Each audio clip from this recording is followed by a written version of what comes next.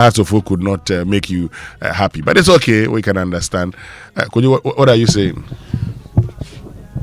Did you say something? Yes, I said you were beaten, Accra Hearts of Oak, by the African club of the 20th century. When you guys were watching that game, I was at the National Theatre enjoying Uncle Ibo White's play. And right after that, I went wherever. You still had the scores, right? I've not followed anything football for the past 48 hours. Anyway, you know what, guys? Let's get interactive this morning. You know, we do this show with you. Get onto X, use the hashtag JoySMS, and then on WhatsApp 055-1111-997. Coming up is the news at 6.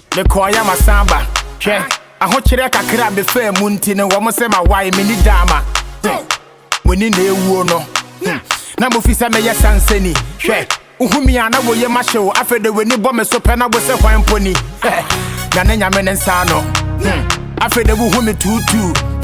Man, I must say me a junkie, and Sabusu KB. Shame on you too. After the man who said me Macobole Yonki. Channel, kidding him with a monkey. If I check, I just say you the hungry. Why a young coward that's so sharp? 99.7 FM. When they mean your pay will be an Inviase. Man, I made a bench so I flower will be for handkerchief from the Pamania.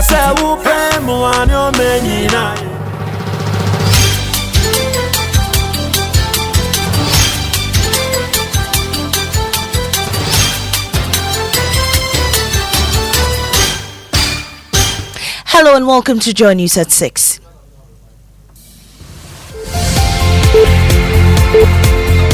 The news is live on Joy 99.7 FM, hits 103.9 FM in Accra, on Love 99.5 in Kumasi, on all affiliates across Ghana.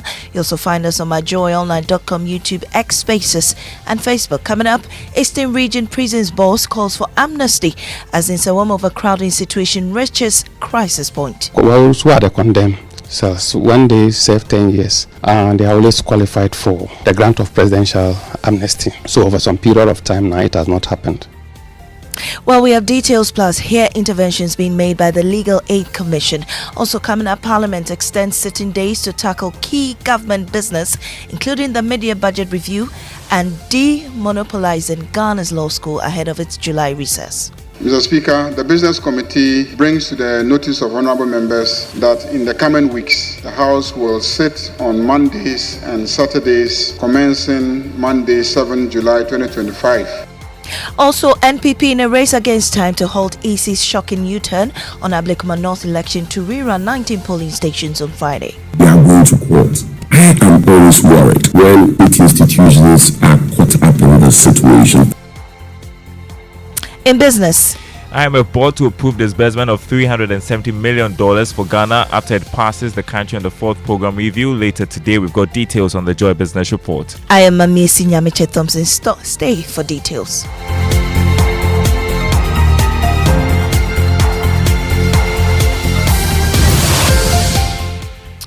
It was built for about 700 inmates, but today thousands are crammed inside the Nsawam medium security prison. A clogged justice system, endless remand cases, and inmates without legal support. Joy News' Stephen Mensah takes us behind the walls where hope is running out and justice feels like a distant dream. At Nsawam medium security prison, there is barely room to breathe.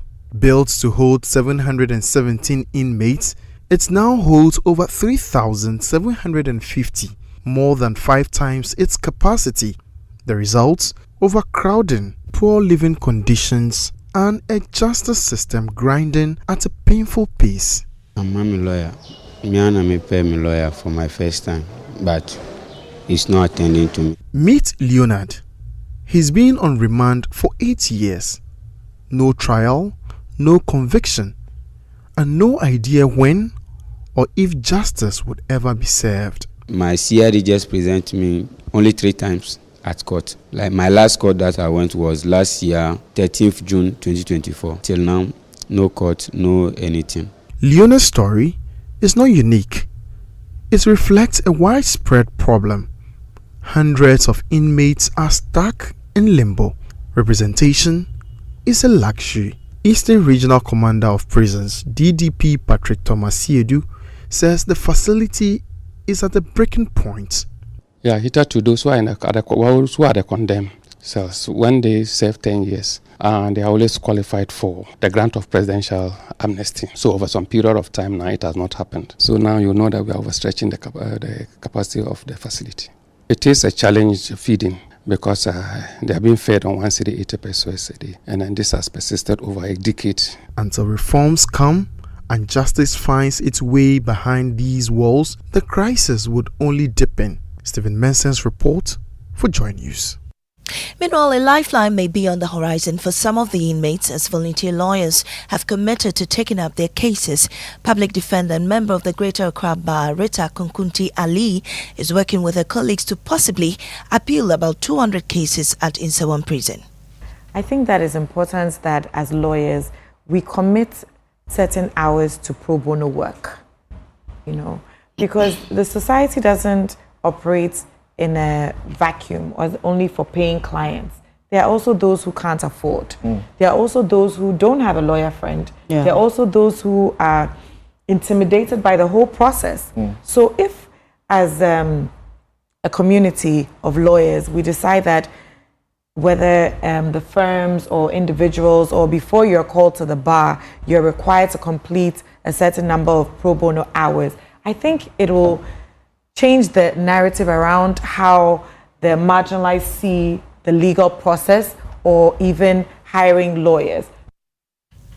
Well, that wasn't Rita Kunkunti Ali. That rather was the voice of Femi Asante, who is with Fair Justice Initiative. Well, we'll bring you Miss Rita Kunkunti's sound later. Moving on, Parliament is ramping up its schedule to sit 6 weeks. 6 days a week as it races against time to address critical national issues before its July recess. High on the agenda is to clear key legislative business, including the mid-year budget review. Parliamentary Affairs correspondent Kojo Asante has more. Prior to today, members of Parliament were required to sit for 4 days from Tuesday to Friday, but will now add Mondays and Saturdays to make it 6 sittings a week. The decision comes as Parliament races against time to complete critical business before going on recess. Majority Leader Mahama Yarega says the extended schedule is necessary to allow legislative instruments that have already been laid before the House to mature into law. Mr. Speaker, the Business Committee brings to the notice of honorable members that in the coming weeks, the House will sit on Mondays and Saturdays, commencing Monday, 7 July 2025. This will allow for the maturity of some legislative instruments before the House adjourns sine die. This also comes as Finance Minister Dr. Cassie Alatoforsen is expected to present the mid-year budget review. If he requests for additional funds or proposes changes that requires parliamentary approval, the committees of the House will have to step in and consider those matters. Several key bills are also up for consideration, among them a bill that seeks to end the Ghana School of Law's monopoly by allowing accredited university law faculties to run the professional law program. Kojo Asante for Joy News. The New Patriotic Party is mounting a last-minute legal battle to stop the Electoral Commission from rerunning parliamentary elections in 19 polling stations in the Ablekuma North constituency, a decision the party says it never sanctioned and which starkly contradicts the Commission's earlier stance that they agreed to. With just 4 days left to go, the NPP is hoping to secure an injunction against the rerun. There's more on the following report. The Electoral Commission, which had consistently ruled out any rerun in Ablekuma North, including a firm declaration in Parliament, has now made a U-turn announcing fresh polls in 19 stations on Friday. The reversal has left the New Patriotic Party stunned. The party seeks an injunction arguing that the decision wasn't unilateral. Nana J. Bafwewa is MP for Malaysia South. We are going to court. I am always worried when state institutions are caught up in the situation, particularly those that our democracy very much relies upon them. I really get worried. Meanwhile, the Electoral Commission is yet to provide a clear explanation for the sudden change, a silence that is fueling doubts about consistency and transparency in the electoral process. Civil society groups and election observers are calling for clarity. You issue a press and the next moment the New Patriotic Party says we did not agree to that. It raises also a question about how issues and agreements at IPAC are being documented. Meanwhile, the opposition NDC is happy with the EC's decision. Abdul Nasir Ali Ajedu is head of strategy for the 24-hour economy. I hear Kofi say here that, well, if they run the election today, NDC is going to win, which to me suggests that is what the people want. If that's what the people want, then why not give them what they want? With just days to go before the rerun, all eyes are now on the NPP if they could inject the process. The farming community of Amoah is appealing for help to save its only basic school from collapse. Built by villagers nearly 30 years ago, the structure is now held up by wooden pegs and closes whenever it rains. Anna Sabit reports. Along the Techiman-Kintampo Highway lies the farming community of Amoah. Its future embodied in its only school, the Amoah Basic School, built by the community themselves back in the year 1994 with a hope for their children's future. 30 years on, that hope is crumbling. What you see here isn't just an old building. It is a structure being held together by sheer will and these wooden pegs, a desperate measure to stop it from falling down on the pupils inside. Aduya Da Costa is the headmaster of the school. We have a lot of challenges in the school. As we can see from the footage, we have challenge of office, we have challenge of school building. Faced with neglect and lack of immediate help, the community isn't just waiting. Teachers and pupils are literally taking matters into their own hands. Anna Sabit with that report, bringing us to the end of this morning's bulletin here on Joy 99.7 FM. I am Amie Sinyamiche Thompson. Up next is Business on the Super Morning Show.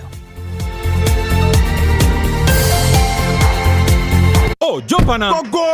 Google me. At what time will you come back where I don't hear the sound of your car? Why you buy new car? No, I don't change my car. It be the same ride. It be the fuel way I change. Way one shouts it. Ever since I started using the all-new Excellium Premium Fuel, fortified with 3-in-1 action. Oh, Joe, now my car they run like electric car. No, it's so. This is the type of fuel where they want to. Because now engine they cost. Where they want for way if I buy it, it go protect my engine. And with the small way I buy, I go drive, sir. Absolutely. It's like strapping a turbocharger to your engine and giving it a protector. And what they bust my mindset be the 3-in-1 action, no? Excellium they prevent up to 99% of deposit. It be anti-wear, some be anti-corrosion. Won't pay when I open there. Hey, so where can I find this magical fuel? Just head over to any Total Energy service station and your car will thank you. Hey, then make a finish my gobe fast, then rush go Total Energies. My friend, but why your hand my gobe inside? I give you info. Make a fill the gobe too small. Go.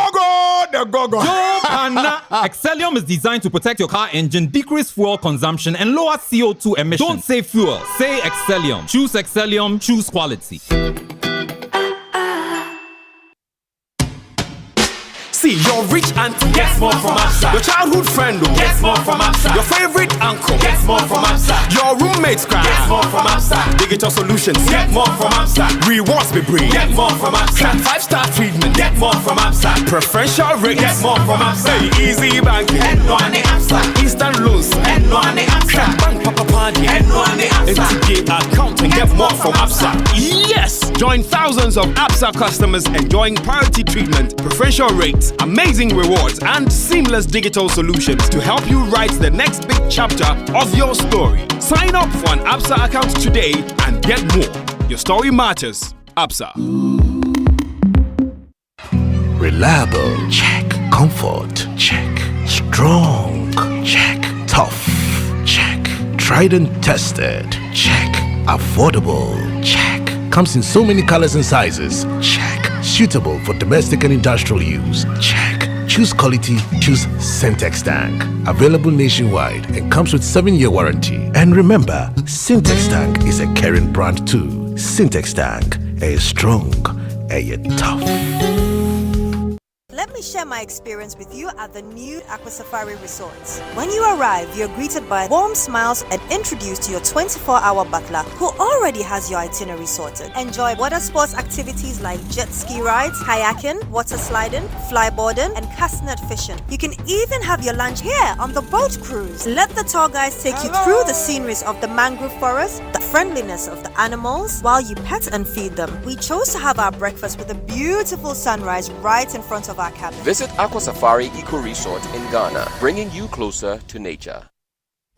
If you have 250 Ghana cedis right now, it can do wonders for you. Chairman, Fabeji, it could turn your tears into joy in the Access Bank Fakitwabeji Kese promo. Madam, Fabeji, it could get you up to 50,000 Ghana cedis cash prize. Business owner, Fabeji. As a student, make transactions with your Access Bank card, and that could get you Spotify and Netflix subscriptions, PS5, iPhone 16 Pro Max, and more. This be out of class sense. Fabeji, you see what 250 Ghana cedis can do for you? And Gasakra. Fabeji, it's the Access Bank Fakitwabeji Kese promo.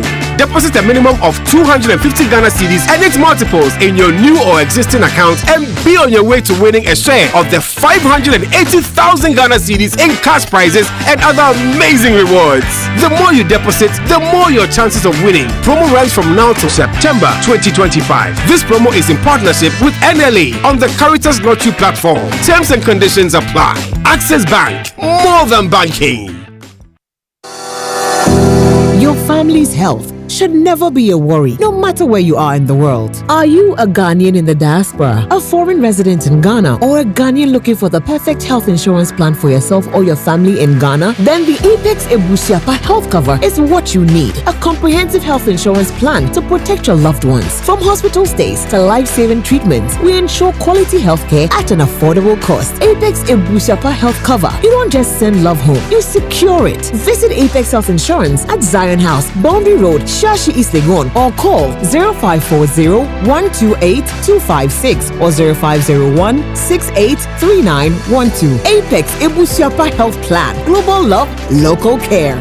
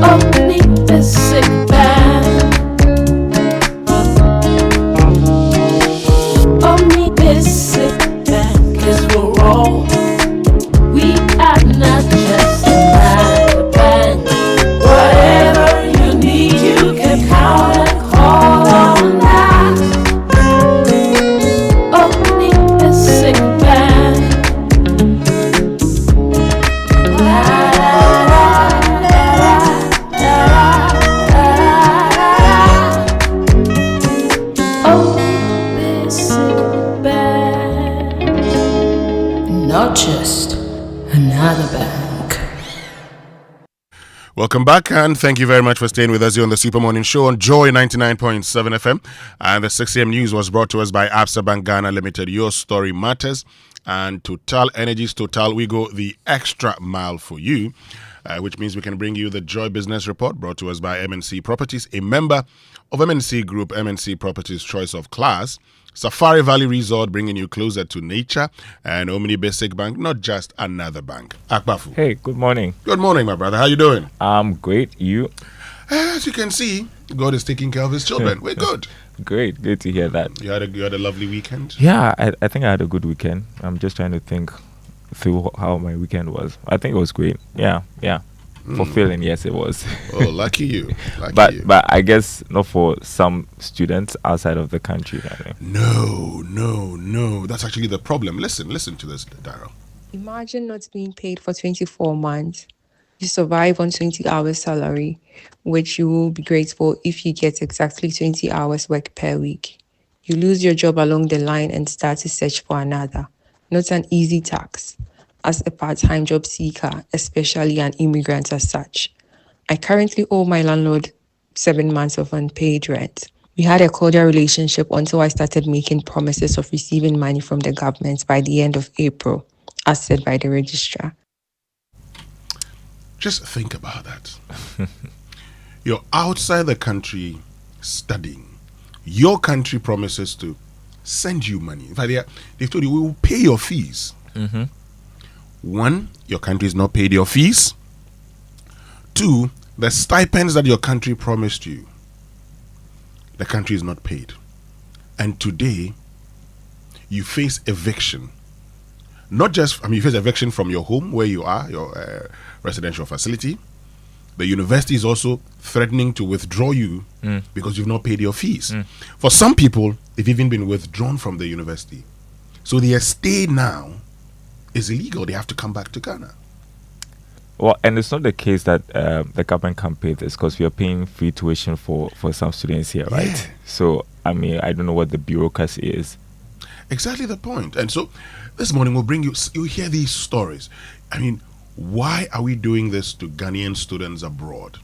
As a conversation you're going to be every having. year you hear these stories. Yeah, we hear it every year. But also coming up this morning, Darryl, imagine being a saver of lives, but when it mattered the most, you couldn't be saved. Just think about that. That's unfortunate. That you, saving people all the time, but then when it mattered the most, in the country's best facility in northern Ghana, they didn't have what it takes to save your life. We'll tell you the story of the medical doctor who dies because of the unavailability of a simple equipment that could have saved his life. That's a sad story.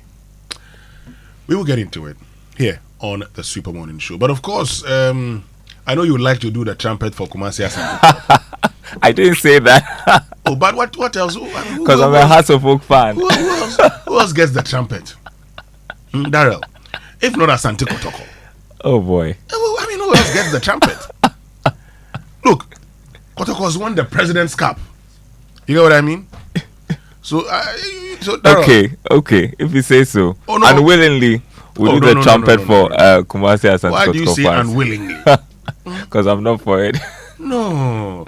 So the trumpet is brought to us by ECG. Follow at ECG Official on all social media handles. Download the ECG Power app and go to ecg.com.gh for more information. The ECG Power app, don't forget. Yes, the ECG Power app, yes. So, Darryl, who's getting the trumpet today? All right, Kumasi Asante Kotoko. Yes. Unwillingly. Trumpet.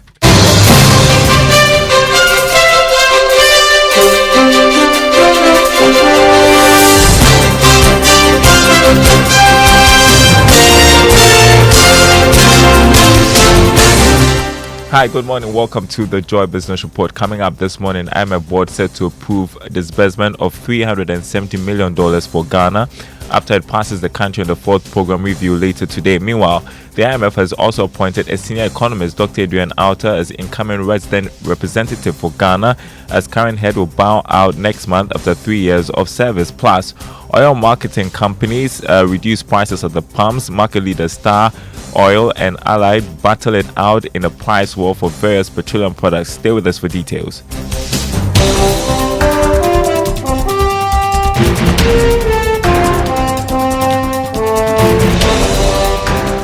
Also later in the bulletin, Ghana gets almost $5 billion last year for spending and other activities by international visitors and tourists to the country. We've got that story coming up. Hello, my name is Darryl Kwao. Hello to our friends listening from Koforido on KTU Radio. Thanks for joining us, everyone. Let's begin with a few matters. More oil marketing companies are reducing prices of petroleum products at the pumps. Market leader Star Oil dropped the price of petrol last Friday to 10 cedis 67 pesos. Diesel going for 12 cedis 87 pesos. Let the price war begin. Another major oil marketing firm, Allied, has also reduced the price of petrol to 10 cedis 65 pesos. For some of these firms battle it out to be the preferred oil firm. Consumers are benefiting. On the other hand, let's talk about crude oil production. Total crude oil production is expected to witness significant increase by the end of this year. It follows announcement by the Energy Ministry that oil has been discovered around the West Cape 3 points in the western region. Is commercially viable to aid major exploration. Executive Director of the Center for Environmental Management and Sustainable Energy, Benjamin Insia, says this could significantly improve the country's oil revenue. So when we are lucky that new discoveries are made, which are in commercial quantities of about 5,000 barrels per day, it means that now our production is likely going to go beyond 140,000 barrels per day, and that brings in a lot of revenue to us, especially at the time that fuel prices are seeing a declining price on the international market. Executive Director of the Center for Environmental Management and Sustainable Energy, Benjamin Insiathe, Tallow Oil earlier this year announced drillings in some new areas. Italian oil firm Eni is also set to begin some major explorations in the coming months. Away from that, the IMF board is set to approve some $370 million to the country. This will be done after it completes reviewing Ghana's fourth program review later today in Washington, D.C. George Affe has the rest of the story. The IMF board is set to meet today and review how the country has performed when it comes to meeting those targets set under the fund program for the second half of last year. Joy Business understands that the country has met all those critical targets. Therefore, the board will pass Ghana on the fourth review and approve the disbursement of some $370 million to the country.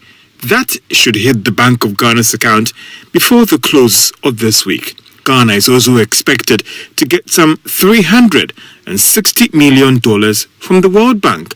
That should also come in before the close of this month. All these inflows may go a long way to improve the Bank of Ghana's international reserves, a move that should help in the city's stability against all the major trading currencies in the coming weeks. Well, in a related development, the IMF has appointed a senior economist with the fund, Dr. Adrian Alta, as the incoming resident representative for the country.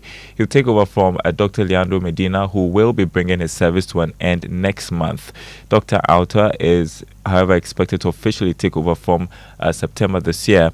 The incoming representative is currently part of the mission reviewing Ghana's program and has over 10 years of work experience with the IMF. Should the policy rate be cut from the current 28% or left unchanged? Well, that will be a major talking point for the Monetary Policy Committee of the Bank of Ghana when it begins its regular meetings from July 21 to July 23. Now, the committee will review developments in the economy and the banking sectors. It is expected to announce its decision on the new policy rate on the same day that it concludes a review of the economy. Meanwhile, the Association of Ghana Industries has maintained that it would be unacceptable for the Bank of Ghana not to cut its policy rate following the significant drop in inflation. Sechum Akwaba is chief executive of the association. When inflation is dropping, policy rate must drop. All other things being equal, people should be able to borrow at a much cheaper interest cost. Then they can do bigger business. For some reason, we are not seeing that significant reduction in the policy rate. Bank of Ghana explains it. But, well, at the beginning, we can understand them. But after a while, we would like to see some reduction. I remember we engaged the governor of Bank of Ghana recently, and he said it is possible for an interest rate to come below 10%. Sechum Akwaba, chief executive of the Association of Ghana Industries. Ghana secured almost $5 billion in terms of spending by international visitors and tourists to the country last year. This was captured in the 2024 tourism report. These are earnings from spending and other related activities from the 1.2 million international visitors that came into the country last year. This number represents a 12% jump over what the country had in 2023. In terms of what we earned last year, the report also showed that it represents a 27% spike over the 2023 earnings. Majority of these visitors that came to Ghana were here for business activities, visiting family and friends, as well as holidays. In terms of where these visitors came from, well, majority were Americans coming from America, topping the rankings, followed by Nigeria and United Kingdom. That was a business desk report. Now, government failed to meet its treasury bills target for the 6th consecutive week. According to the auction results by the Bank of Ghana, the government missed the target by 11.5%. Meanwhile, interest rates continue to decline, but marginally on the yield curve. The Treasury got 2.967 billion Ghana cedis as against the target of 3.356 billion Ghana cedis. All the bids tendered were accepted by the government. The majority of the bids once again came from the 91-day bill, with investors offering 2.028 billion Ghana cedis. This representing 68.37% of the total bids. For the 182-day bill, investors tendered in only 622.79 million Ghana cedis. A little over 316 million Ghana cedis of the bids came from the 364-day bill.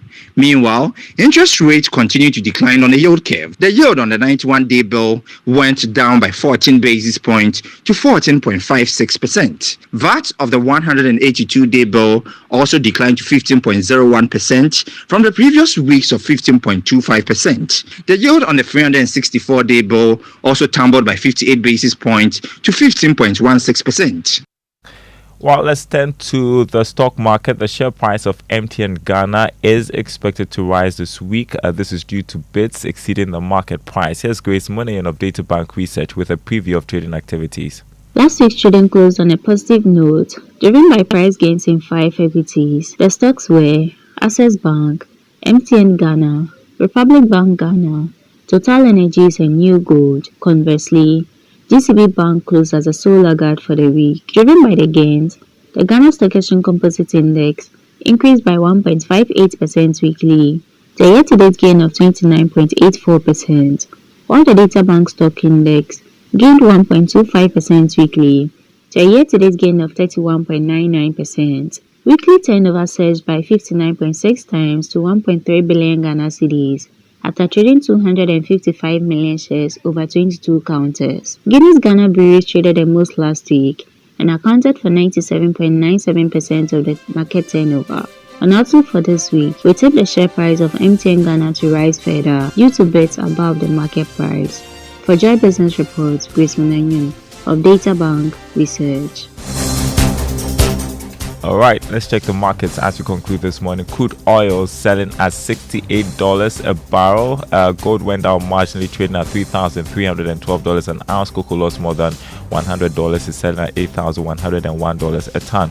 On the currency market, the dollar going for 12 cedis 40 pesos. That's some decrease there.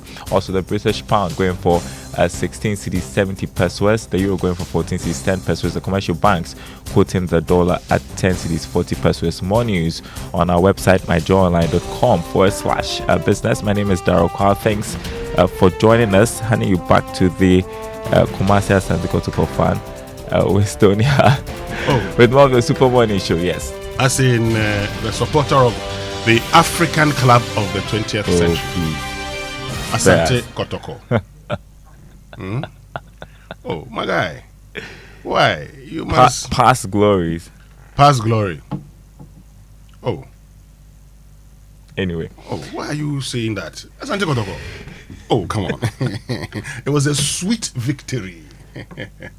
Anyway, let's get to our inspirational one for today. It says, wake up everybody. I'm sure the supporters of Accra Hatsufuk. Is it the song I think it is? Come again? Is it the song I think it is? Sung by Harold Melvin.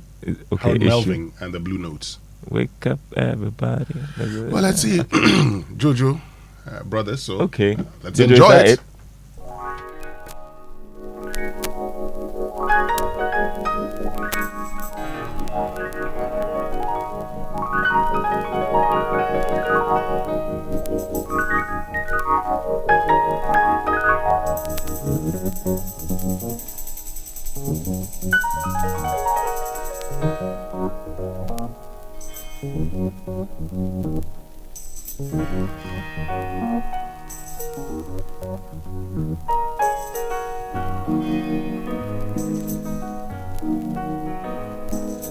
Wake up everybody, no more sleeping in bed.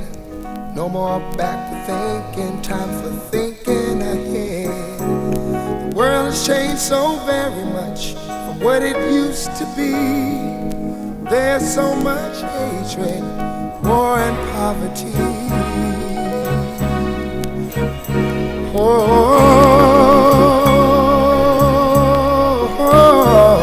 Wake up all the teachers, time to teach a new way. maybe then they'll listen to what you have to say. They're the ones who's coming up, and the world is in their hands. When you teach the children, teach them the very best you can. The world won't get no better if we just let it be. Na na na na na na na. The world won't get no better. We gotta change it now, just you and me. Wake up all the doctors, make the old people well. They're the ones who suffer and who catch all the hair. But they don't have so very long before their judgment day. So won't you make them happy before they pass away? Wake up all the builders, time to build a new land. I know we could do it if we all lend a hand. The only thing we have to do is put it in our minds. Surely things will work out, they do it every time. The world won't get no better if we just let it be. Na na na na na na na na. The world won't get no better. We gotta change it now, just you and me.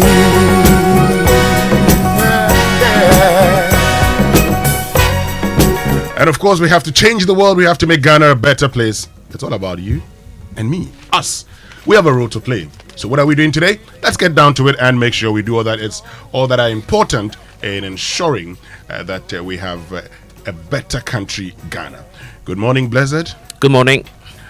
You like football a little bit? I follow a bit. You follow a bit? Yeah. Okay, so I'm sure you know that Kumasi Asante Kotoko has beaten Accra Hearts of Oak to win the President's Cup. Yeah. Oh, okay. Yeah. But you support which team? Vuradem? That's a goner. That's for that one. It's non-existent. Vura. Oh, you know, Kojo. Yeah. You know, in those days, when I was growing up in Ho, you know, if you were a young footballer and you got selected to the Vura Babies, it means you were champion. Vura Babies. Premium. Vura them. Yes, so Heart of Oak won over the weekend. Which one is that? The presidential. Kumasi Asante Kotoko won. It was a bad weekend for you because, you know, on Friday, Kumasi High lost to Prempeh in the Love FM High School debate. Just a point or two. It doesn't matter. It's something we've won. He was won. here assuring all it's of something us we've that won back to back. And Alaji Gruza has a favorite quote. He says, "Ball ye bisan your shego, ye can your ball pa." It go near afefe. Yeah, I'm found point here the BT. Me here say worry. But it's great. I think the Love FM team pulled off a great event, and congrats to Prempeh College. You've done really? it. Really? Yes, really? yeah. That's amazing. Look. Emrantia, we respect quality. I would have been hiding by now. If and Prempeh showed quality on the day, and so if you missed out on the Love FM High School debate, you should go on our social media platforms. Lots of videos you can just catch up. And it was a great event. And it's we'll have it sounding again next more year. or less like a Bawumia concession. Too early in the day, isn't it? Oh no, but the thing has They've lost.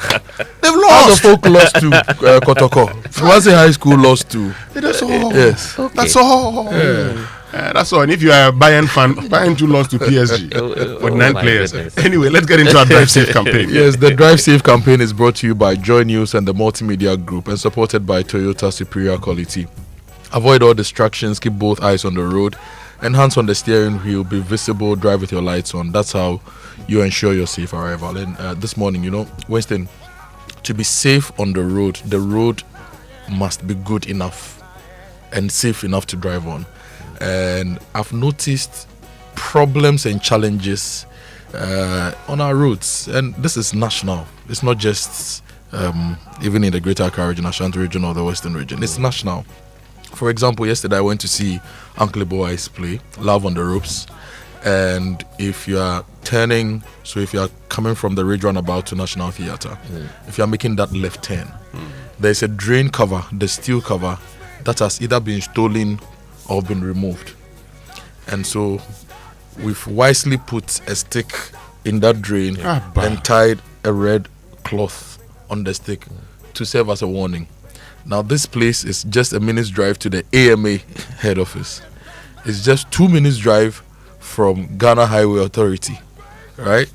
It's at the center of town, National Theatre. It has the World Trade Center, Accra Financial Center. Everything is there, and it's just there, right? And I saw police officers around directing traffic because people are also going to the stadium to watch the President's Cup. It needs to be fixed today. It's a metal covering which won't measure more than 3 feet by 3 feet, right? We need to fix that thing. And I also saw a heartbreaking video of the Nsawam Road. Okay. The traffic, the dust, the inconvenience. I saw a bus which was stuck in mud on the Nsawam Road. There was traffic, and I'm like, what is happening? If there's not enough funds for the contractor to proceed with completing the work, at least he has machinery on site. He should be able to make good the road and make it better, a bit more motorable. So I want to bring this the attention of the states to this particular road. And then there's the almighty Tema motorway. Yeah. Winston, me Kojo Boateng, if I'm going to Tema, I'd rather use Spentex or drive through Lungulungu to Ashaiman and go to Tema. Because the motorway, I don't trust it anymore. Right. Too many hot spots on the motorway which have been left unattended. Now, the good news is that there is construction ongoing on the motorway. So at least you should use that opportunity to also be patching some of the rough patches to save people. The number of accidents that are happening on the motorway and the risk that over 40 or so thousand vehicles go through every week using the motorway. We cannot let it be. The world should get better, as Harold Melvin and the Blue Note said in the song, and we just can't let it be. And I want to also remind us that Kaswa is still a hotspot. The Kaswa Road is still a hotspot. My friend who was going to Cape Coast over the weekend spent about 8 hours to get to Cape Coast. That is how long I would drive from Accra to Tamale using the Dambai Road. The guy spent 8 hours to get to Cape Coast because what? Kaswa, Buram, that stretch is in a mess. I don't think that should. So, National Theatre, I expect it to be fixed by 10 a.m. this morning. It shouldn't cost us anything to fix that thing. In some road, we need the Minister of Roads and Highways, to give residents of the area and Ghanaians in general, because it's a main part of the N6, the Central Trunk Road. We need to have some updates on it and some assurance that within the next 2-3 weeks we'll make it good. Within the next 3 months it will get to this particular point. Within the next 1 year we'll complete it.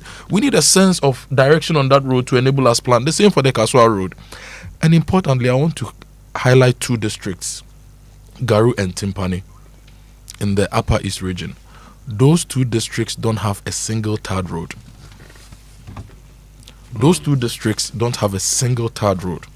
So you expect to eat food from Garu and Timpani, and the people who go there risk their lives to bring you food.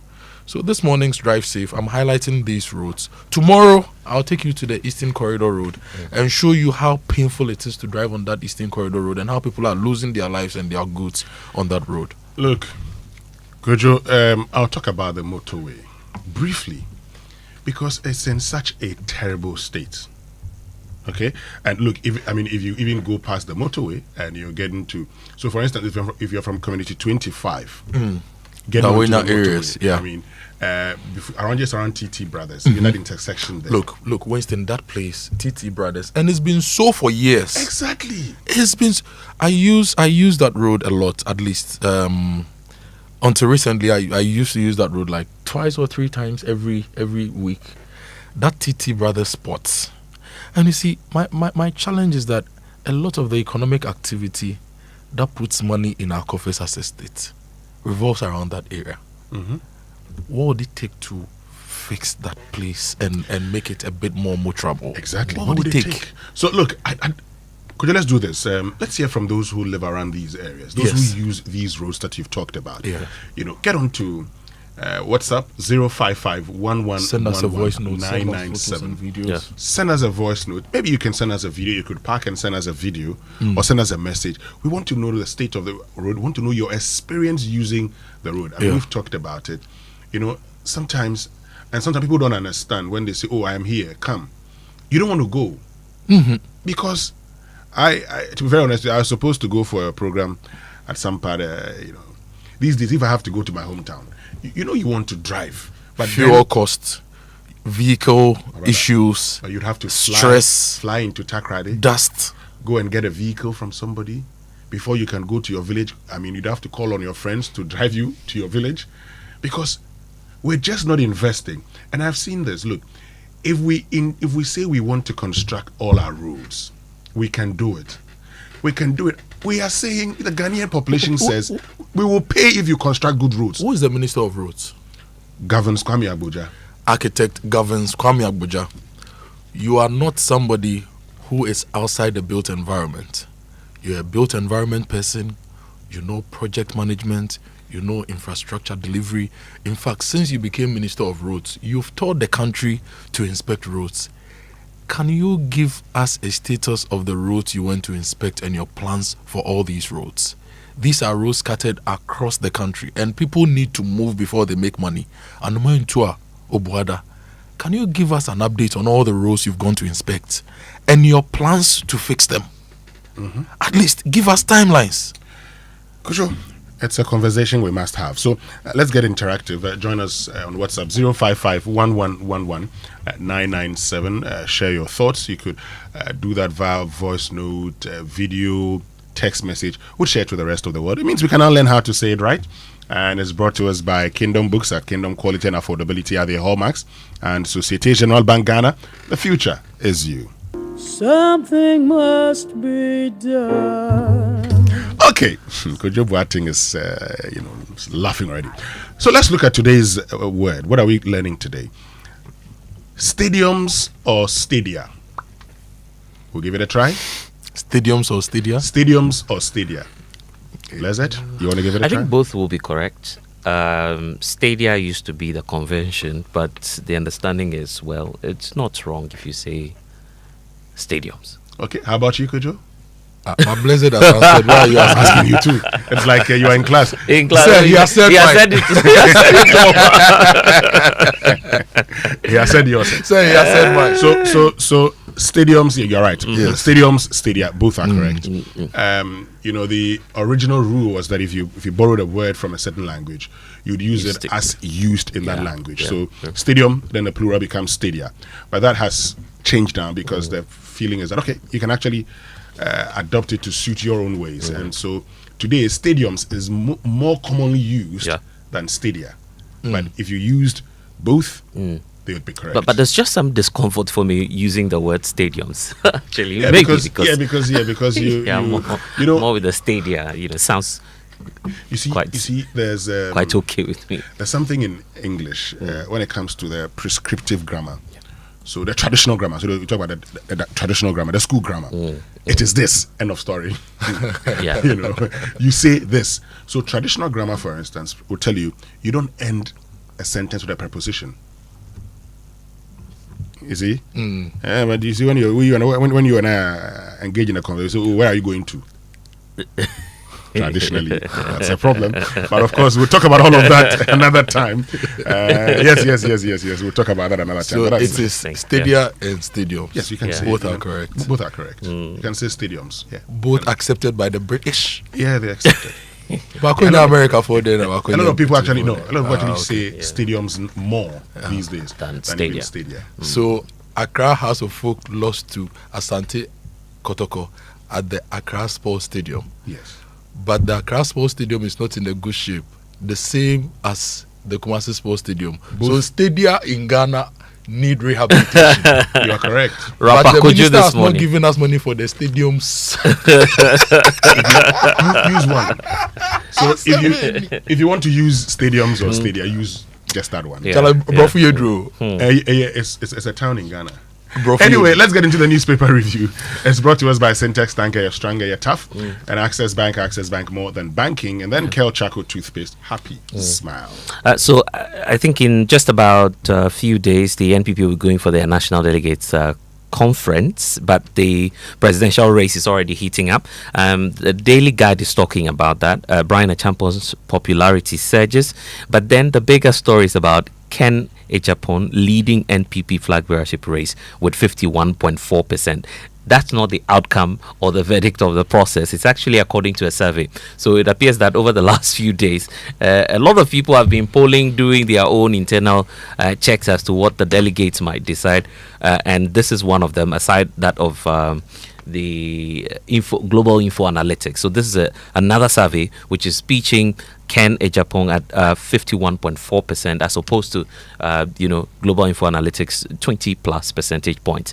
Ablekuma North Parliamentary elections, NPP rejects. But let me just say something. You know the best pool. Yeah. On the day of the election. That's when you know the real outcome. Definitely. So we would know. Yeah. Delegates. It's coming. It's coming. Very soon. Very soon. NPP rejects EC's rerun. That's for the Ablekuma North Parliamentary race. Then Eduboin loses national security accounts fight. It's all on the front page of the Daily Guide. Now, if you go to the Daily Graphic, implementing no fee stress, 15,000 fresh students reimbursed. President Mahama launches policy. Now, whilst we are paying school fees in Ghana with the no fee stress policy for students schooling in our public universities, we have hundreds of Ghanaians stranded across the world.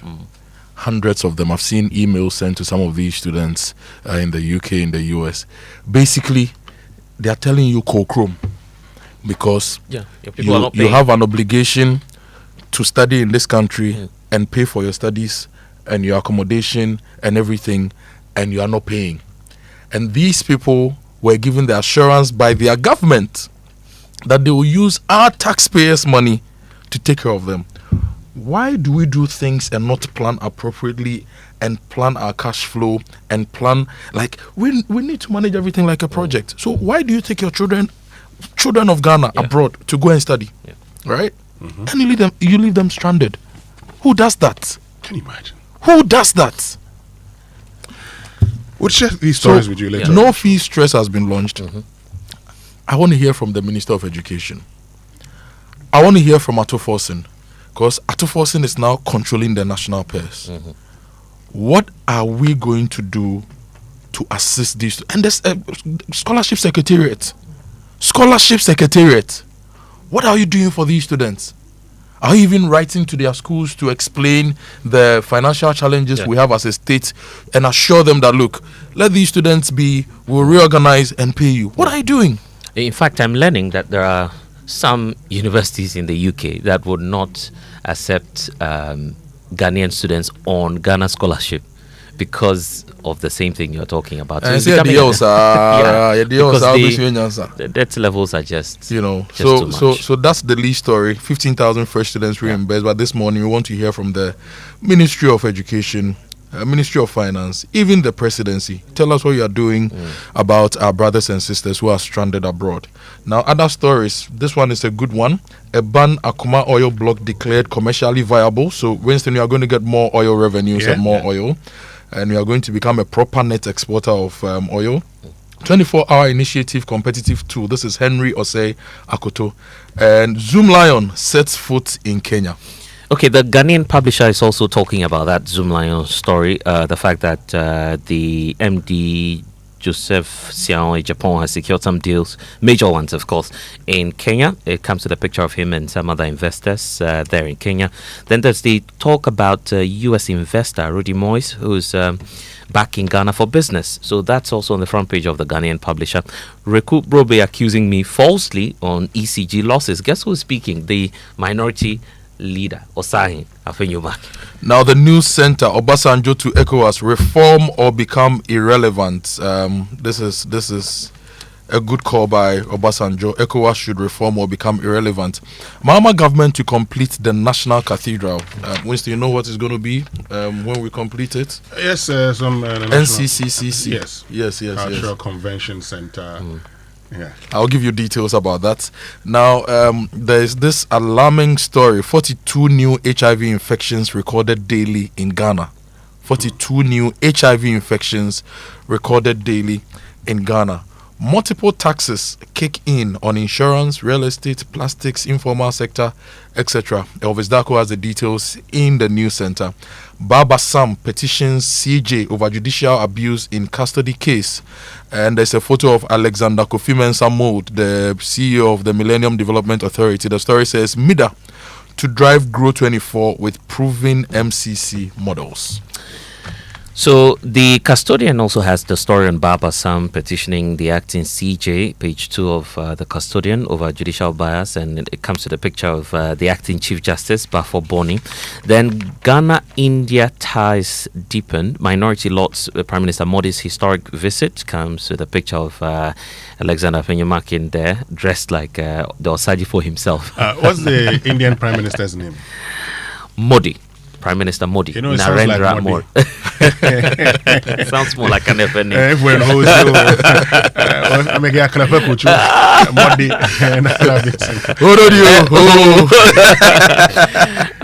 Dr. Rekubrobe and Fenyumakin are still battling it out. You can't blame me for ECG's woes. I don't know why Dr. Rekubrobe appears to be so tough on Fenyumakin these days, but he says he must account. Whatever the case, come out, tell us what you've done. And that is on the front page of the new ECG, publisher. yeah. Fenyumakin says that he was appointed by His Excellency President Nana Addo Dankwa Akufo-Addo on the 16th of July 2024 and officially sworn in as board chairman of ECG on 17th July 2024.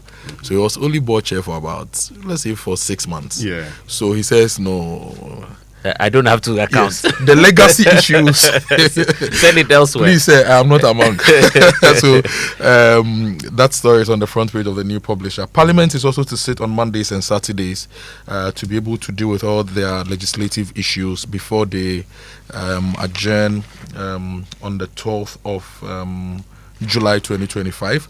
Asabi wants NPP reformed before the flag bearer primaries. He wants the reforms to kick in before they go for the flag bearer primaries. And Roberts attack Chotro, shoot for passengers.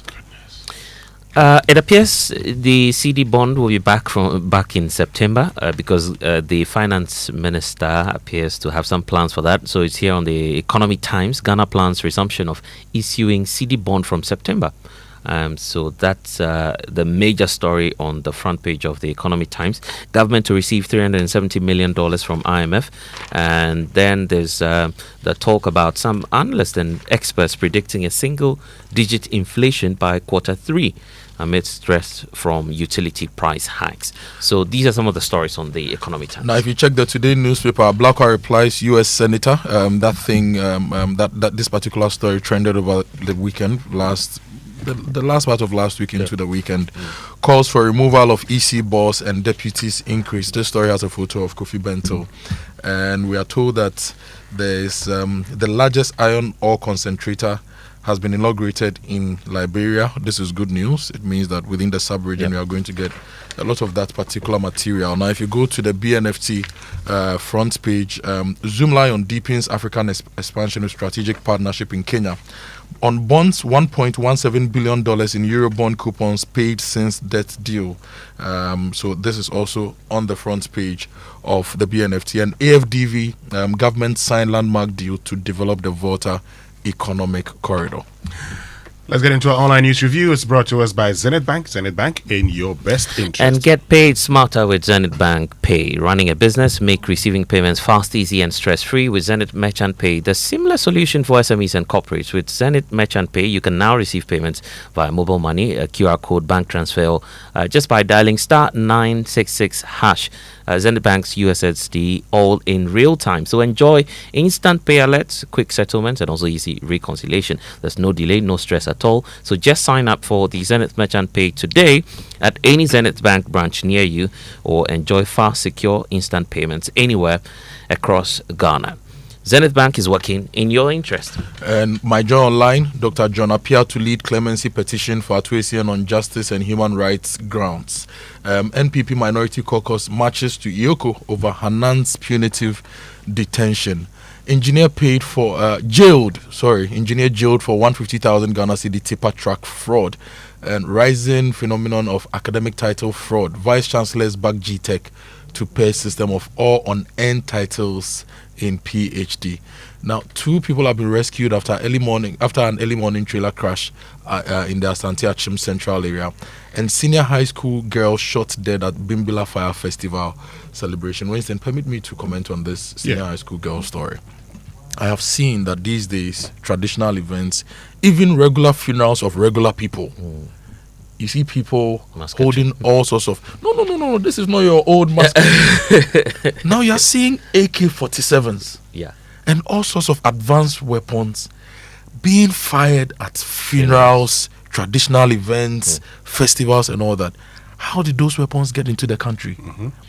Why are the police looking on when average Ghanaians who have had no proper training in handling these weapons and all are shooting these in public?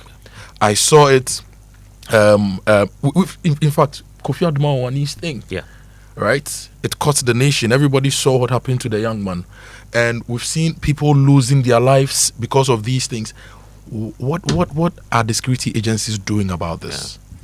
What are the security agencies doing about this? And also the Small Arms Commission? There was a funeral in the north recently. The former president attended, lots of the big people in the country, and the kinds of weapons I saw.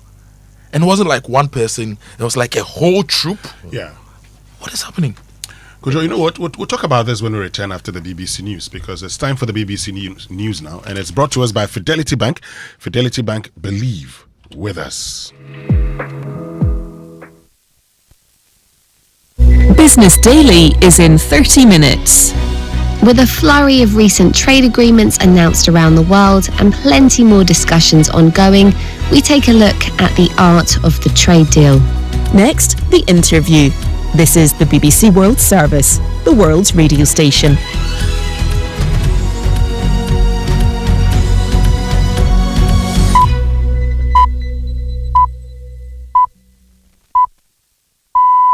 Coming up from the BBC World Service, the interview. Conversations with the people shaping our world with me, BBC presenter Nick Robinson.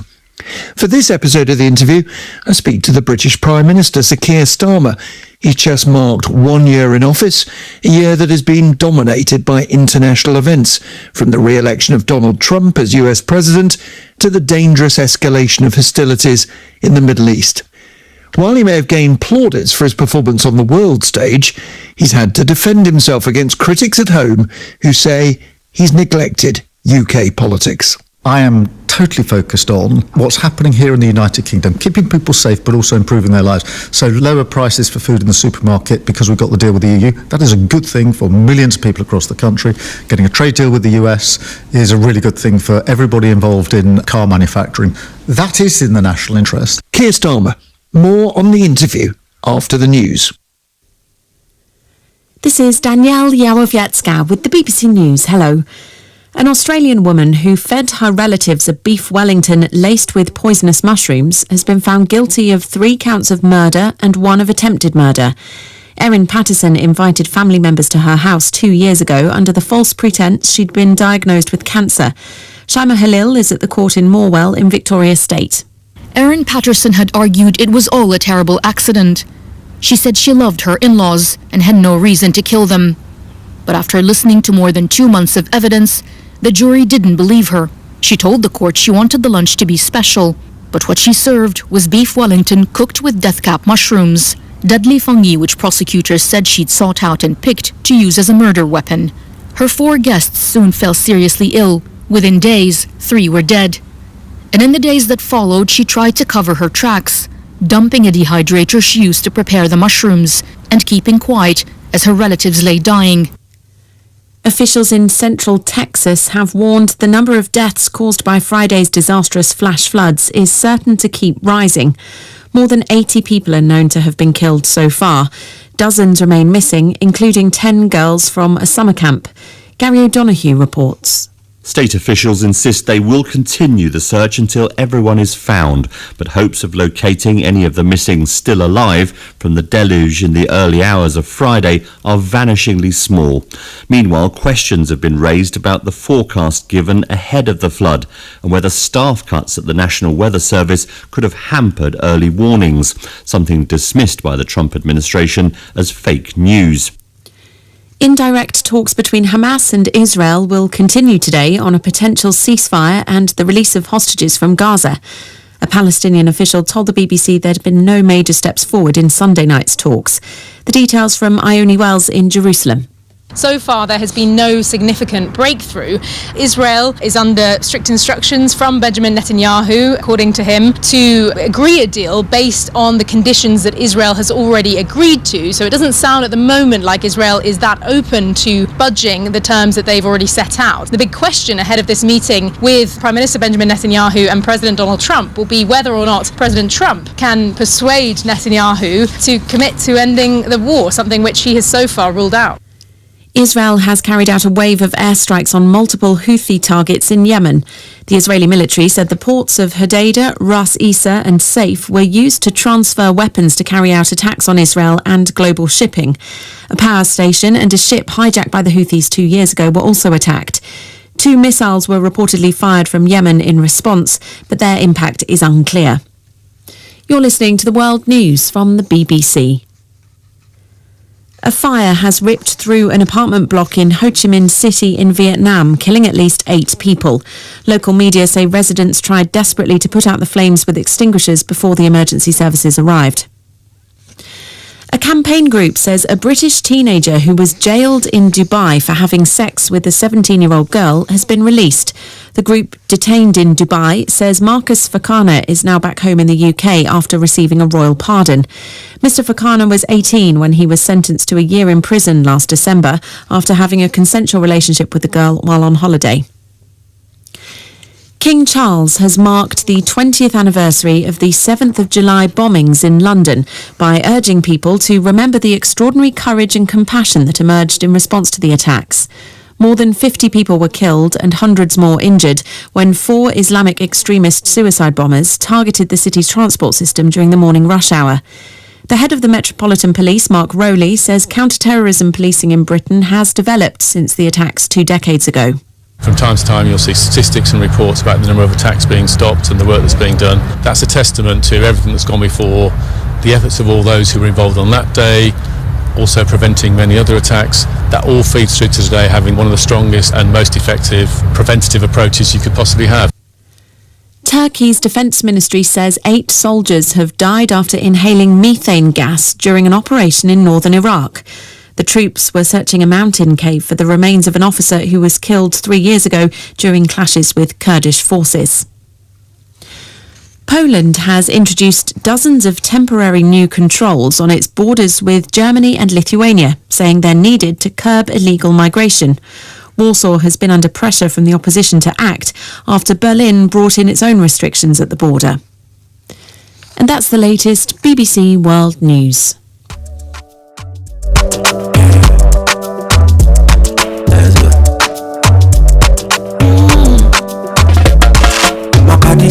When you wake up in the morning and you know the money calling, oh you go work, but you know it's out on your side.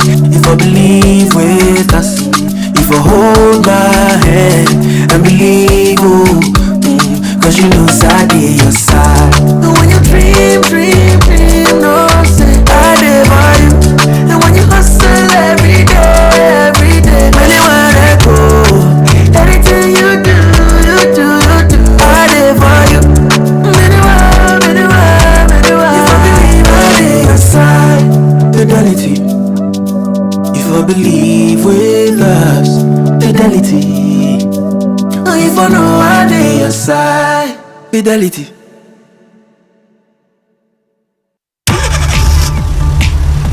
Do you you ever wonder how your car's engine is doing as you drive? Not often. Does it feel confident and protected, or is it tired and struggling? I have a busy schedule, so I leave matters of my engine to Shell V-Power. With Shell V-Power, you can feel confident because it is the best ever fuel designed for performance and efficiency. Shell V-Power removes performance rubbing deposits, so you can feel protected.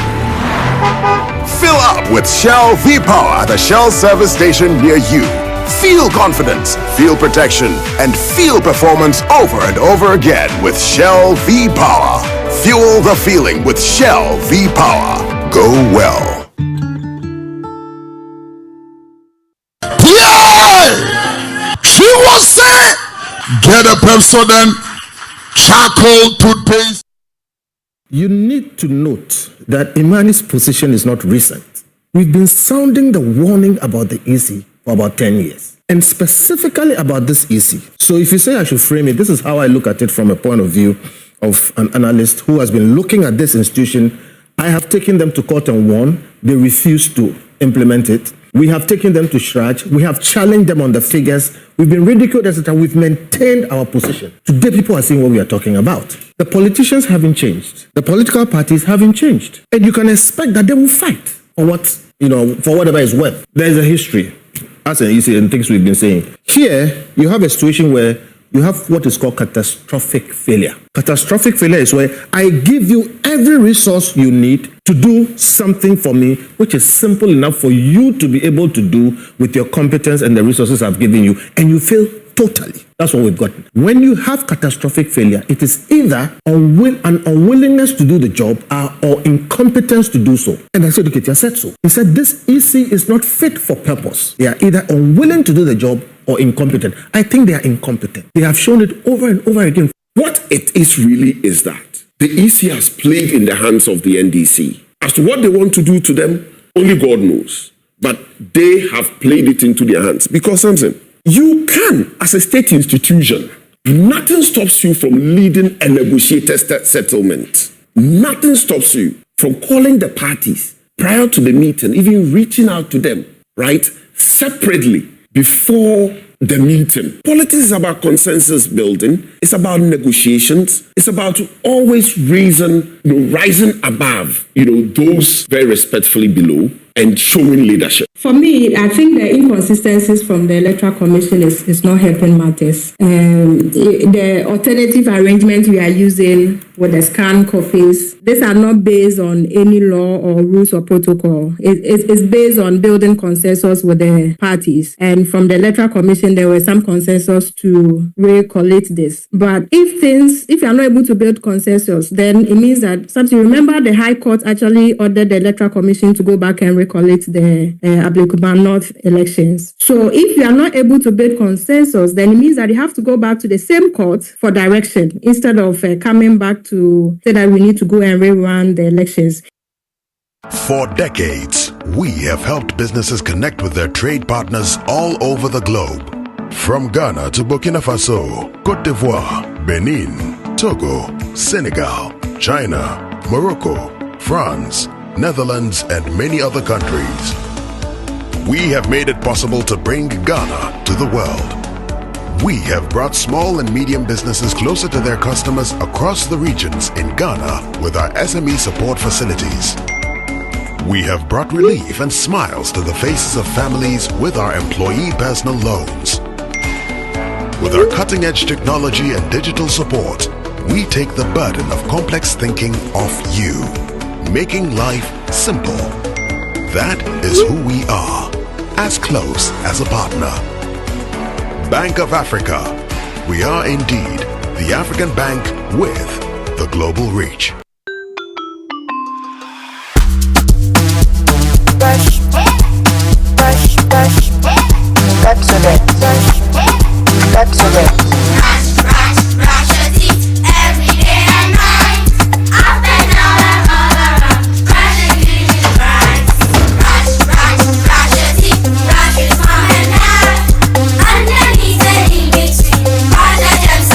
Brushing gets more fun with your kids with the new Pepsodent Kids toothpaste. Give your smiles protection that lasts. Grab yours today from a store near you. This advert is FDA approved. Do you suspect you didn't get the right amount of fuel? Do you have issues about the quality of fuel you bought? Or did you experience bad customer service at the filling station? Don't stress. The National Petroleum Authority, NPA, is here to assist you. Reach out to our call center on 0302 550 380. That is 0302 550 380. Or feel free to walk into our office located at Jowlu off the N1 highway or any of our regional offices to make a complaint or inquiry. If you experience any of these at the filling station, you have up to 48 hours to report it.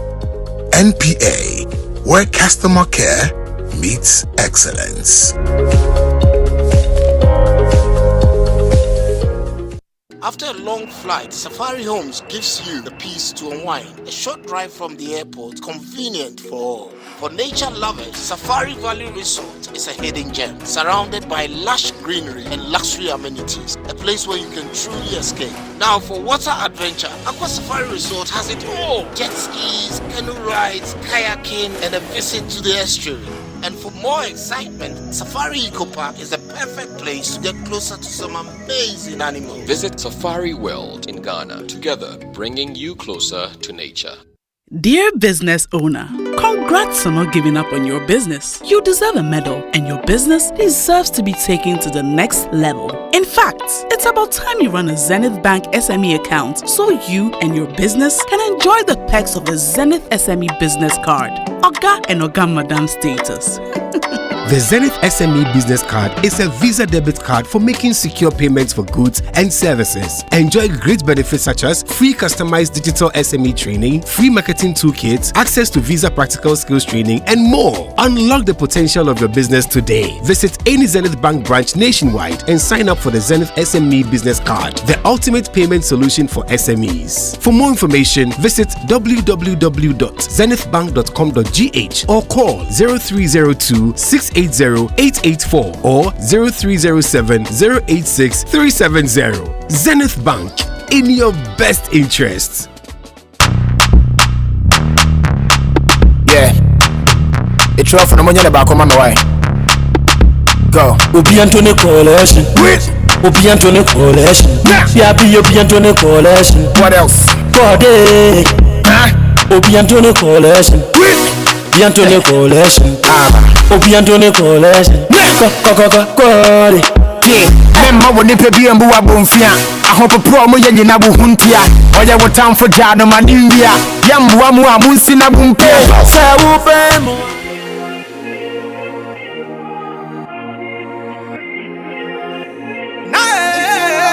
Night Kafo Mogodan Kafo Mogodan Kafo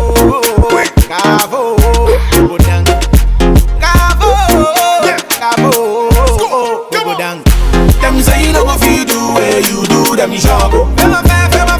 I'm a gone your fan, I'm gonna open a trouble. I face him bing, oh feature. I'm gonna oh feature.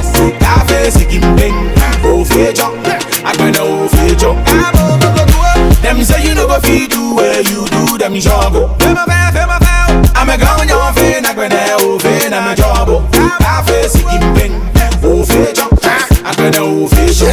I face him bing, oh feature. What else? I'm gonna oh feature. I be the one that the figures say we no go do. If you now we do, I be the skin pain. What's the work of them? I say now who be you? Nako pona dumti with them maintain. Stand up with you, say woman be pressure. Just a cannon corner coming I'm from. Now so Jehovah name me protector. Yeah me baba you no so for shen come. Now she run a young tongue. Oh windex. Yeah we best go quimen no me to spin text. Tell it we be critical thinkers. Yeah we you can be go to Canada can be singlet. I'm a second-year PhD student at the University of Aberdeen. In my case, my research cost is part of my tuition fees, and as a result of the non-payment of my tuition fees, I am unable to go to the field for the data collection. At least, even if I had my stipends paid, I could sacrifice some of it to go onto the field. I'm currently stranded, and time is running out. I'm a PhD candidate at the University of Essex Business School, Colchester campus. I am currently in my final year and I am due to submit my thesis in September 2025. However, due to the unpaid tuition fee for the 2024-2025 academic year, the university has threatened to terminate my studentship. Imagine not being paid for 24 months. You survive on 20 hours salary, which you will be grateful if you get exactly 20 hours work per week. You lose your job along the line and start to search for another. Not an easy task, as a part-time job seeker, especially an immigrant as such. I currently owe my landlord 7 months of unpaid rent. We had a cordial relationship until I started making promises of receiving money from the government by the end of April, as said by the registrar.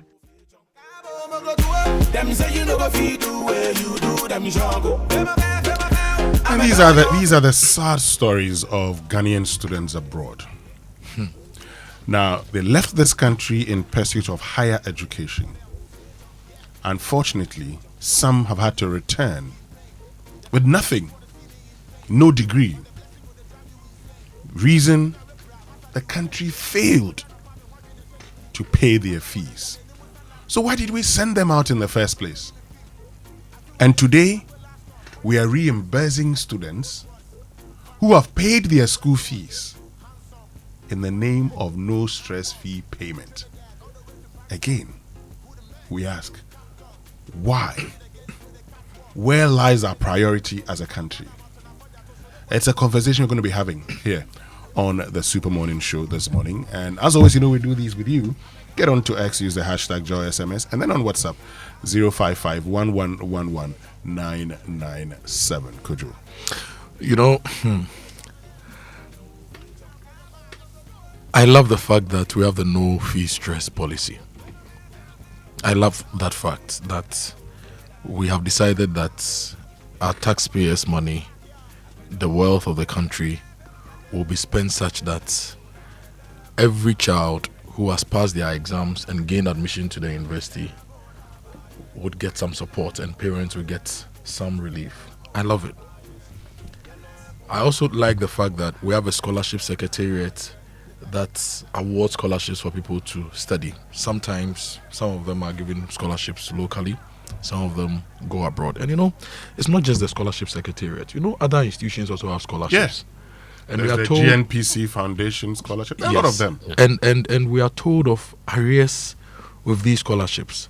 My problem is not with the scholarships. We'll find a day to talk about the integrity of the scholarship administration in the country. But today I don't want to look at that for now.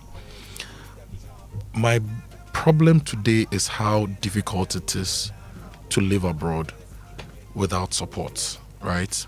And when you've actually spent some years abroad schooling and building your capacity and you are left stranded because we didn't plan well, right?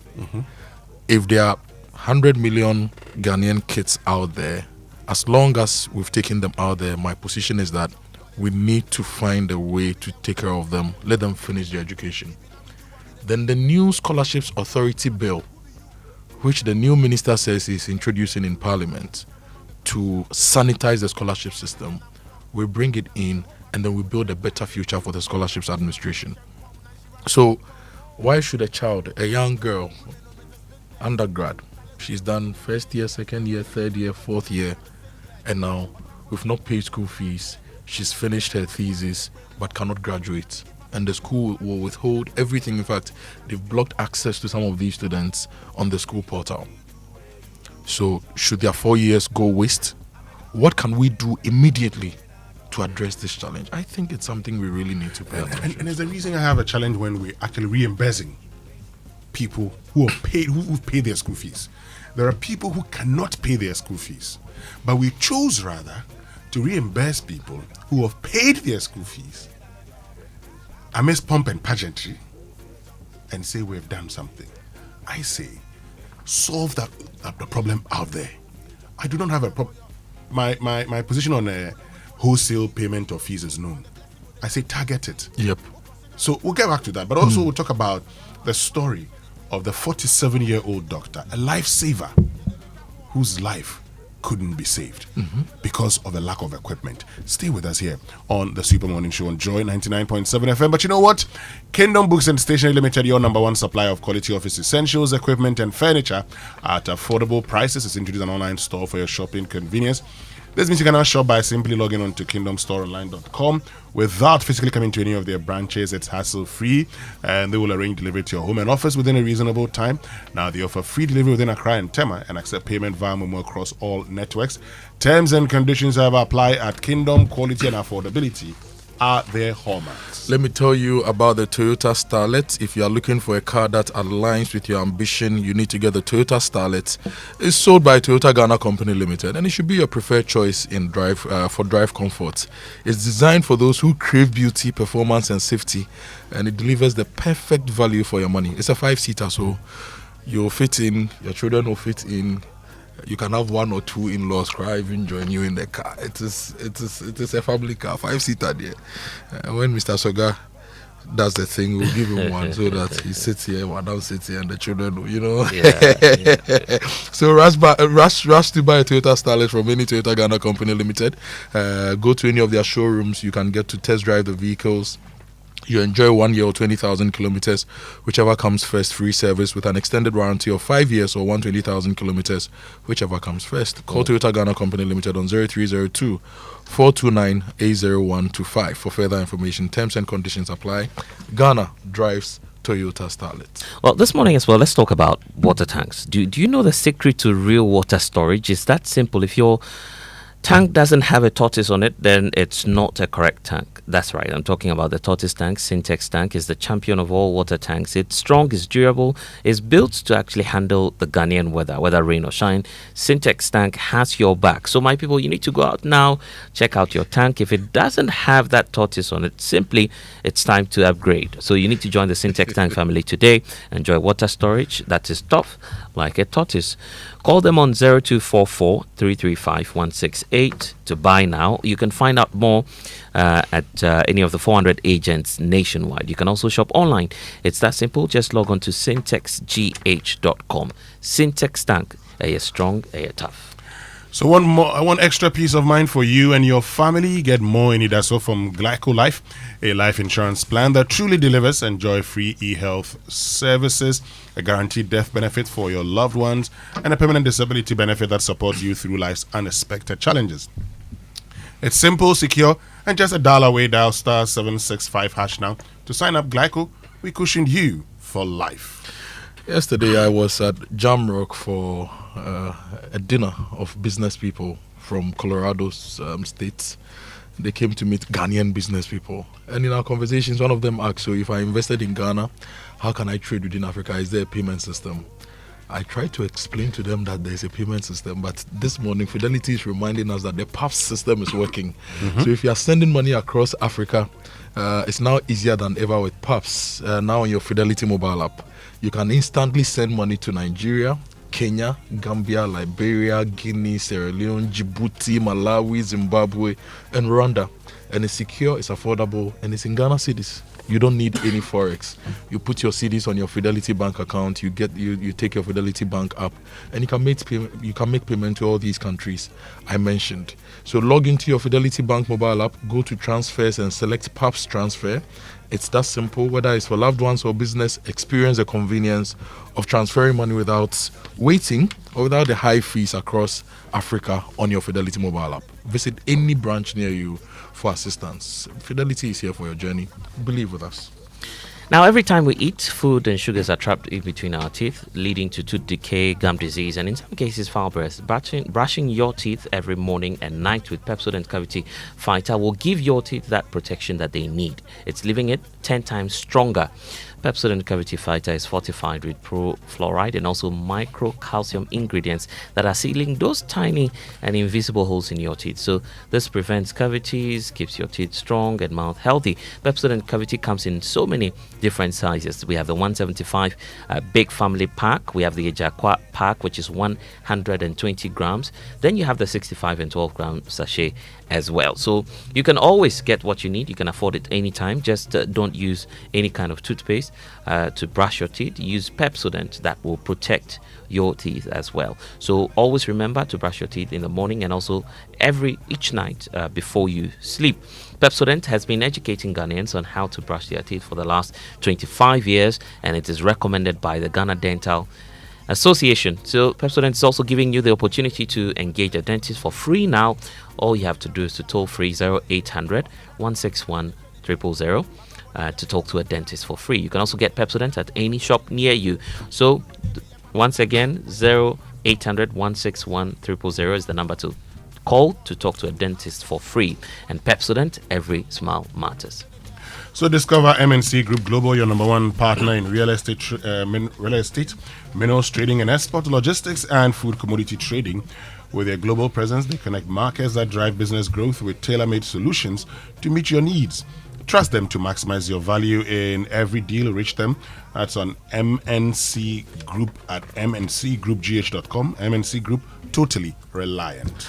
Let me tell you about the Access Bank Faketwa Beji Kesia promo. You need to simply deposit a minimum of 250 cedis in your new or existing Access Bank current or savings account to join the promo. If you increase it to 500 cedis or more, you qualify for a draw. And if you're a youth customer with a solo account, you spend 500 Ghana cedis or more with any Access Visa card, and you qualify for a draw. The more you deposit, the higher your chances of winning. So don't sit back, deposit now and stand a chance to win a share of over 500,000 Ghana cedis in cash. Kofi? 500,000 Ghana cedis in cash. Yeah. And you can also win stuff like PS5s, iPhone 16s, Chromebooks, and so much more. They have 4 monthly mini draws and 2 mega draws for you. And this promo runs from now to September 2025 in partnership with the NLA on the Caritas Lottery platform. Terms and conditions apply.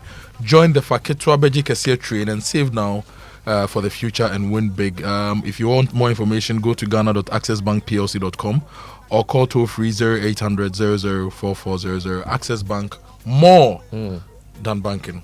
And Kojo, if I had 500,000 cities right now, part of the destinations will be Safari Valley, you know.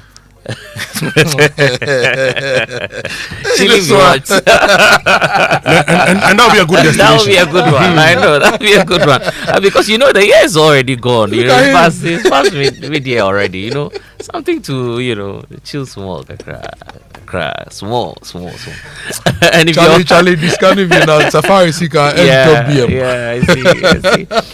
So if you're wondering where to hold your mid-year review and also planning your sessions or staff retreats to turbocharge for the second half of the year, well, there's only one venue for you. That's the Safari Valley Resorts. Think of the green, serene environment, accessibility. Kojo is already thinking about a lot. So you name it. It's your first choice resort, and you can call them on 0596 914 394. Safari Valley, bringing you closer to nature. You see, if you win 500,000, you are going to Safari. Now you are trying to draw me in. You wouldn't say no if I invited you. Let me tell you what else you should do. When you're buying fuel for your vehicle, I'm sure you've heard about the incredible benefits of Excellium from Total Energies. Well, that's the amazing 3-in-1 power fuel, because Total Energies has introduced Excellium new formula, the additive enriched fuel, with its powerful 3-in-1 action that cleans your engine, extends its life, and lowers your fuel consumption. Thanks to the cumulative effect of its anti-corrosion, anti-wear, and detergent additives, Excellium new formula also lowers your vehicle's fuel consumption while reducing CO2 emissions. Charlie, you drive, sir. Experience the difference with Total Energies Excellium new formula. Choose Excellium, choose quality. When I return after these messages, yes, you want to make a point? Yes. Over the weekend, I spent a lot of time watching young ones cooking, the Big Chef TV show. Oh, yeah. And it was very therapeutic. It always is. Like to see these young ones cooking. Yeah. I was like, And they had the mystery challenge. Look, this weekend, let's watch the show and learn a few things from them. If you give them some of your things and I give them some of my things, they'll do some really... They'll perform wonders. Magic. But it was a good one. Yeah. They had 30 minutes to cook, and these kids did amazing stuff. Unfortunately, two of the people had to go. Hilda and Jaden had to go. Yeah. And There's this I've forgotten her name. Bubune won for the day, and she prepares something with chicken breast with separated poached eggs. And Charlie, the name poached eggs. Charlie, the name of her dish was like a full paragraph. Yeah. But it looked good. The judges loved it. And I think, look, if you're a parent, you should watch this show with the family and try to get your child on it the next time. Yeah. In fact, I just want to be an assistant producer of that show for good reasons. On that note, so I can clean up the space when they are done. Birthday messages sports after these. Hey, so as for you, every day you are just pressing your phone. Why? Are they paying you? They are, Oma. Eh? The more I use my MTN, the more points I get. And I can use those points to get airtime, data, and even discounts at shops and restaurants. Hey, so that is why all of you are always pressing your phones. And you won't tell us, so that we too we can enjoy some. Oh, ma. There's always more to enjoy with MTN Rewards. Just keep talking, testing, and browsing all day, every day to collect your points and use it to redeem amazing offers and discounted freebies right away. There's so much available for you. So dial *550# and get your reward today. Let's go everywhere you go. Kweku, have you heard what they are doing on MTN?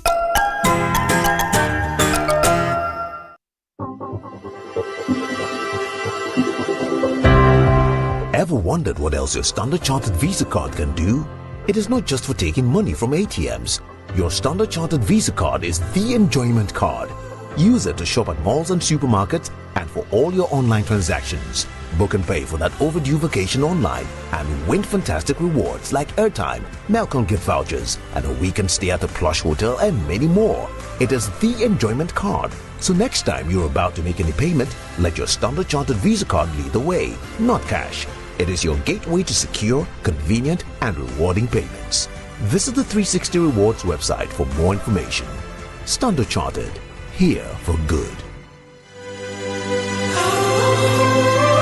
FPAC is effective for headaches and relieves the symptoms of flu, colds, and catarrh. FPAC blows away the pain associated with sore throats. During and after a hard day's work, FPAC relieves you of body pains. After the day's sports workout, FPAC helps the body to control the aching muscles. FPAC is effective against feverishness. FPAC reduces body temperature associated with malaria and other fevers. FPAC is effective against rheumatic pains. You can find FPAC in all pharmacy and chemical select shops throughout the country. FPAC is not recommended for children less than 16 years of age, ulcer and asthmatic patients, pregnant and lactating mothers. If symptoms persist for more than 2 days, consult your doctor. FPAC blows your pain away. FPAC Junior follows in the tradition of FPAC tablets, a trusted friend to relieve your child of pain associated with teething, catarrh, cold and fever. The good that FPAC does for you, FPAC Junior does for your child. FPAC Junior is for children between 6 months and 12 years. FPAC Junior blows your child's pain away.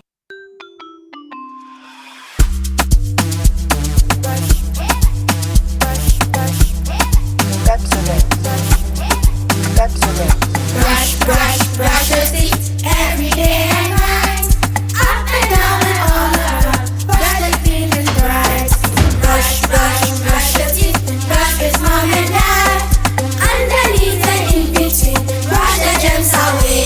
Pepsodent, cavity protection. For 10 times stronger teeth. This advert is FDA approved.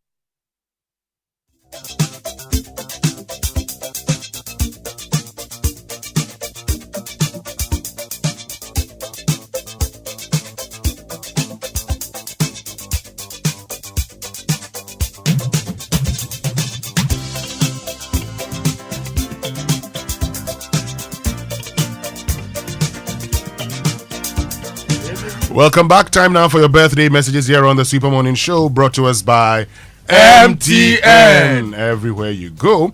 And Bank of Africa. Get a quick fixed loan from Bank of Africa at an unbeatable low interest rate. Call or visit Bank of Africa today.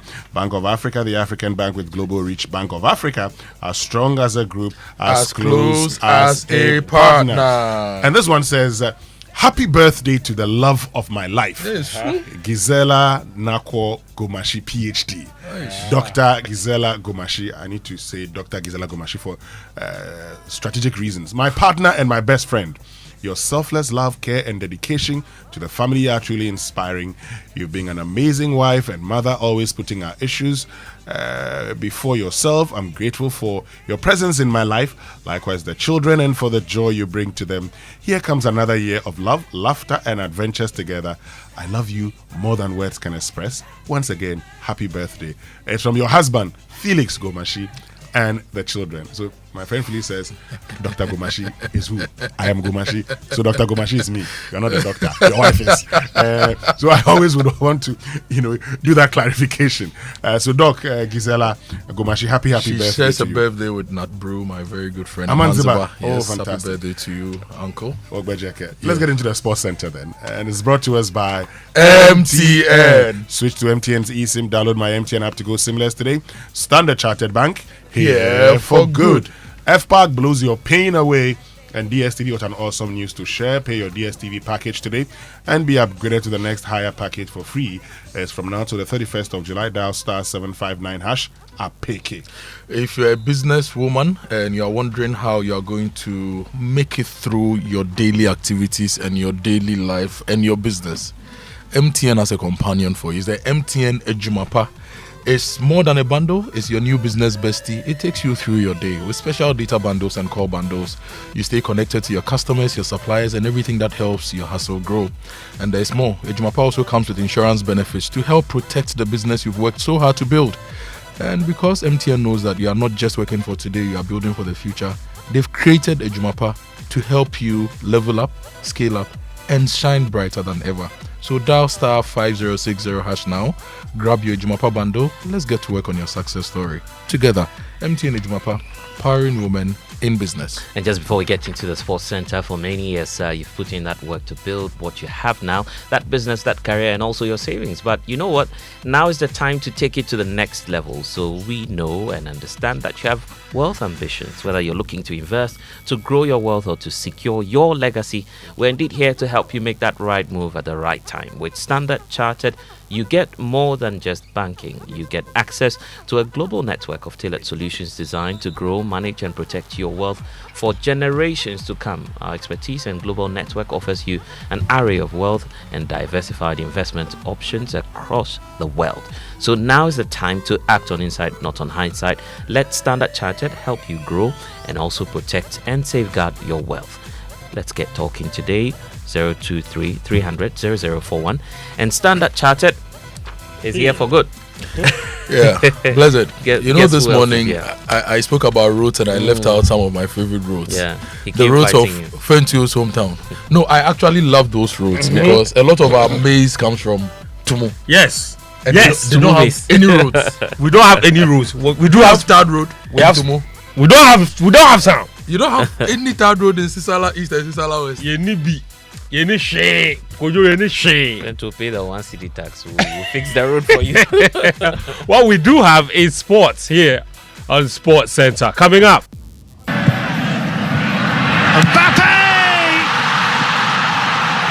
Well, that's what they came to see. Kylian Mbappe is now on the score sheet in this Club World Cup. No options anywhere near him, just has to keep the ball. He does more than that. Achraf Hakimi, Ousmane Dembele!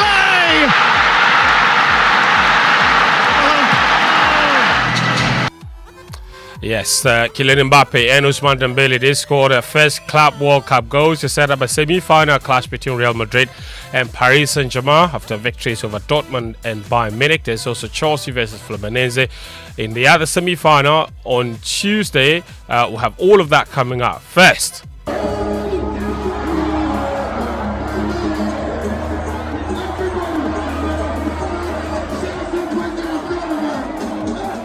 yes, last night, dancehall artist Shatawale thrilled fans with an electric halftime performance as Kojo came from behind to beat Hearts of Oak 2-1 and be crowned 2025 President Cup champions at the Accra Sports Stadium. Joy Sports' Victor Achutamaklo was there and put together this report.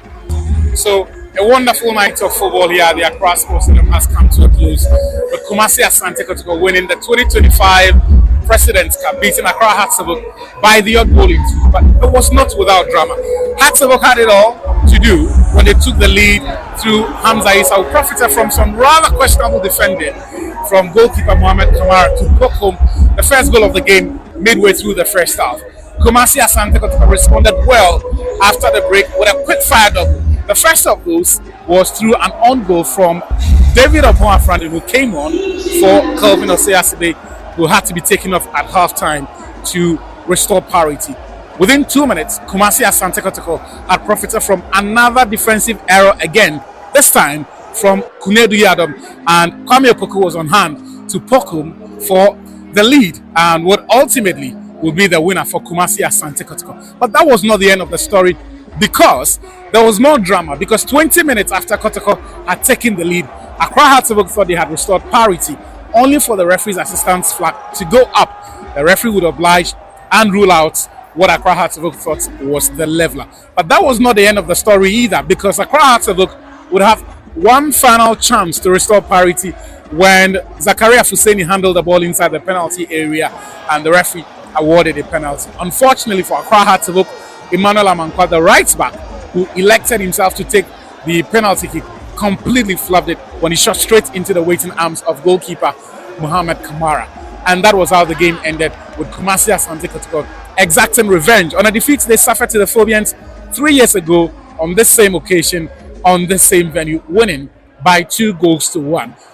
Excitement for Kotoko fans, disappointment for Accra Hearts fans, but for the neutrals and lovers of music, Shatawale at halftime provided excellent dancehall music to keep the already entertained fans at the Accra Sports Stadium even more excited with that. That's Victor Achitamaklo's report there. The game yesterday was a massive departure from what we've witnessed in the last few years in the President's Cup, with a sold-out stadium yesterday, gracing President John Dramani Mahama, who handed out the medals to both teams and the trophy to Asante Kotoko, who have now won the President's Cup a record 9 times. House of Oak have 6 in that competition. Well, after the game, we spoke to some fans who shared mixed reactions to the result. Very great. I feel very great, especially coming from behind and to win at long last. At least we came. I personally came from Kumasi. I came purposely to win, to take a win from there, and then eventually we have won. This Kunedu Yadom guy, I don't know how he performs, or I don't know the reason why he's still in the house team. Very bad. Very, very bad. They didn't be fair to Accra Association. It's like they mean us. We don't know. I say having a green goal, they didn't call it. And when they score outside, I don't know. So bad. So bad. And then when they're playing game, especially football, when they score a clean goal, referee disallow it. It frustrated you. Some fans not very happy. Others quite excited. So away from the President's Cup, Women's Africa Cup of Nations is ongoing. It started on Saturday. Ghana's Black Queens, though, will open their campaign tonight at 4 p.m. against defending champion South Africa in Morocco. This marks Ghana's return to the tournament for the first time in 7 years. They haven't been to the competition since they last hosted in 2018. Now, despite the enormity of the task tonight, the Black Queens coach Kim Lasbo Keegan is confident his team has the quality to win against any opposition. For me, it's like very clear. If you're a coach in this level, pressure can't exist. You need to like the situation. You can be a little bit nervous, but you have to control what you can control. It's especially for me as a coach that I need to show my players that they can trust me in difficult situations, and I think they do. And as a team, of course, we know that we are a little bit of an underdog or a dark horse. We are not one of the biggest favorites that people are talking about, but I know that we have the quality in this group to beat all of the teams in this tournament. That's the Black Queens coach Kim Laspo Kigran there. We'll have live commentary of that game at 4 p.m. here on Joy 99.7 FM. Now, Ghana's tournament, of course, kicks off today, but games were played over the weekend with the opening ceremony held on Saturday night when host nation Morocco played out a thrilling 2-all draw against Zambia. Yesterday, Nigeria beat Tunisia 3-0, while Senegal thrashed DR Congo by 4-0, with Algeria also edging Botswana 1-0 in the other game. Mali and Tanzania, who are in Ghana's group, they will face off at 7 p.m. today after Ghana's game.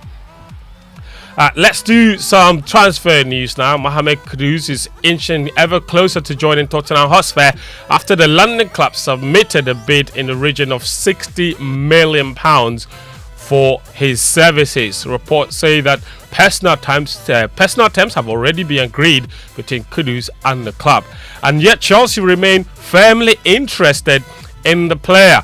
Enzo Maresca, the Chelsea manager, was asked specifically about Kudus after their game against Palmeiras, and this is what he said. Mohamed is Western player and is not our player, so I cannot say nothing. The only thing I can say, I know Kudus since he was in Ajax, but he's Western player. So Enzo Maresca saying that he's followed Mohamed Kudus since his days at Ajax, giving an indication that there could yet be a Chelsea usurping of that particular deal from their London rivals Tottenham Hotspur. We continue to monitor that particular situation as it unfolds. But at the Club World Cup, Real Madrid, they edged past Dortmund 3-2 in a dramatic game to reach the semi-final, where they will now take on Paris Saint-Germain. And in the other quarter-final game, Borussia Dortmund, Sekou Guirassy, of course, he scored in that particular game as well for Dortmund, but it wasn't enough as Real Madrid ended up winning the game by 3-2. And yet, throughout that particular game, tributes were paid to Diogo Jota, who died last week, and his brother, of course, Andre Silva.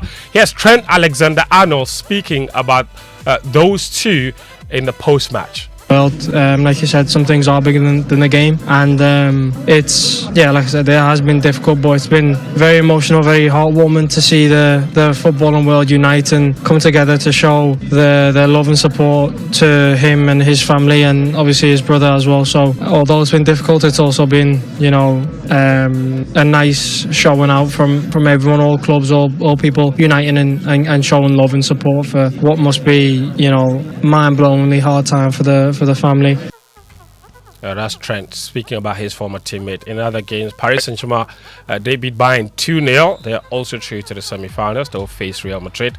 The other semi-final will be between Chelsea and, of course, Fluminense. That will be tomorrow night at 7 p.m. In other games around the world, Mexico are Gold Cup champions. Mauricio Pochettino's team, they lost by 2-1 to the Mexicans, despite scoring first. What it means is that Mexico now have a record extending 10th Gold Cup title. The USA have 7. In tennis, Aryna Sabalenka overcame a battling Elise Mertens to reach the quarterfinals and stay on course for her first Wimbledon title.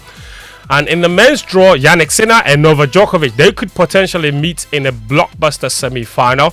But today, both of them have quarter-final matches to contend with. Djokovic is first on centre court against world number 11, Alex de Minaur. And then later today, Sinner will take on Grigor Dimitrov. That's all the sports this morning. Thank you very much, Fentio. It means we can bring you food for thought now. And it's brought to us by Roverman Productions. Be the difference. Uncle, good morning. Good morning, Uncle. Oh, good morning. And Kojo B, good morning. Offer is saying. Offer Yohani Ebofita. That's your name in pure tree. James is Yohani, okay, right? And a boy Ebnadaba. And a height Fita. And a fufu. Yeah. Yes. Would you hear When's with him?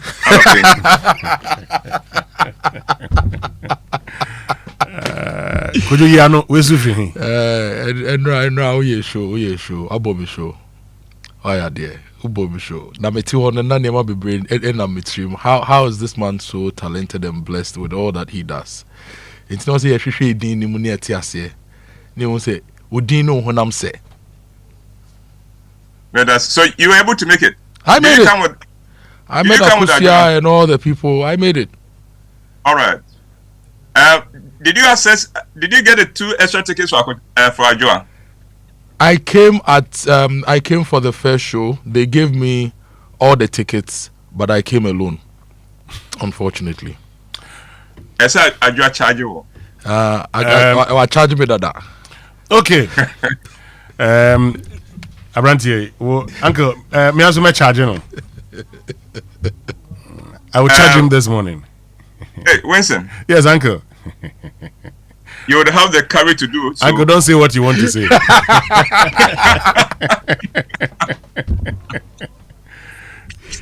No, I wasn't going to say anything. I just want to know whether you have the courage to do what you are threatening to do. I will charge him, yes. I have the courage because though he showed up, he didn't show up properly. So he should have showed up properly, which he didn't. You're articulating a major motive against an inarticulate minor motive. That notwithstanding. Fine, Baba. Well, no, Kojo, thank you for making it. I didn't know you were there. I was, and I enjoyed it. I enjoyed the music. I enjoyed the acting. I enjoyed, in fact, the audience reaction. At a point, yes. They had become a part of the whole production. Someone was downstairs who was always screaming, "Obeko, leave!" Hey, but this man, why? But it was good. God bless you for that production. You need to run it again for Winston to come and see. Winston, Uncle. Winston, just here to play in the Kojo. Meba. Wait a minute, Michelle Bopa, meba. All right. July is my birth month, and I am celebrating by sharing my reflections on life with you. I wrote and directed my first play in 1974. I was the artistic director of Youth for Christ drama group, which was later named J Theatre. We performed at an arts center and in churches and schools. The gate was always free, but we would pause in the middle of the play to take an offertory, what we called love offering. I was releasing a play every year, which is very different from the quarterly schedule I now keep. In 1976, a very wealthy and powerful man in Ghana came to watch my play, Man Must Live, and was moved by the play. He asked to see me after the show to express how impressed he was with the play. Then he promised to support my future productions financially and in any other way I may need support. He then asked that I meet him at a popular entertainment spot at Mamprobi the next morning at 8 a.m. for us to discuss the details. Of course, I was elated. It was an answer to prayer. I could hardly wait for the morning to break. I was at the spot at 7:30 a.m. You can imagine my expectations. My dreams of writing and producing live stage plays was about to receive the financial support it needs to take off. I waited till 8:30. By this time, I began to feel that something was wrong. I did not think that a man of that stature would fail to honor his appointment. And then, for the first time, it was as if my eyes were opened and I realized that I had been waiting at the wrong spot. You see, there were two very popular entertainment spots at Mamprobi in those days, very close to each other. I was very familiar with both, and I was shocked that I could mistake one for the other, and even more so that it took me such a long time to realize the mistake. Fortunately, the correct spot was only a block away, and so I sprinted to that spot. I went into the bar and informed the man at the counter that I was there to meet a Mr. So-and-so. He replied, didn't you see him? Did you not see a car drive out just before you came in? The black car? I asked. You see, I had seen a black car drive out of the spot when I was just about 50 meters from the gate. He said, yes, that was Mr. So-and-so. He said he asked someone to meet him here at 8. Was that you?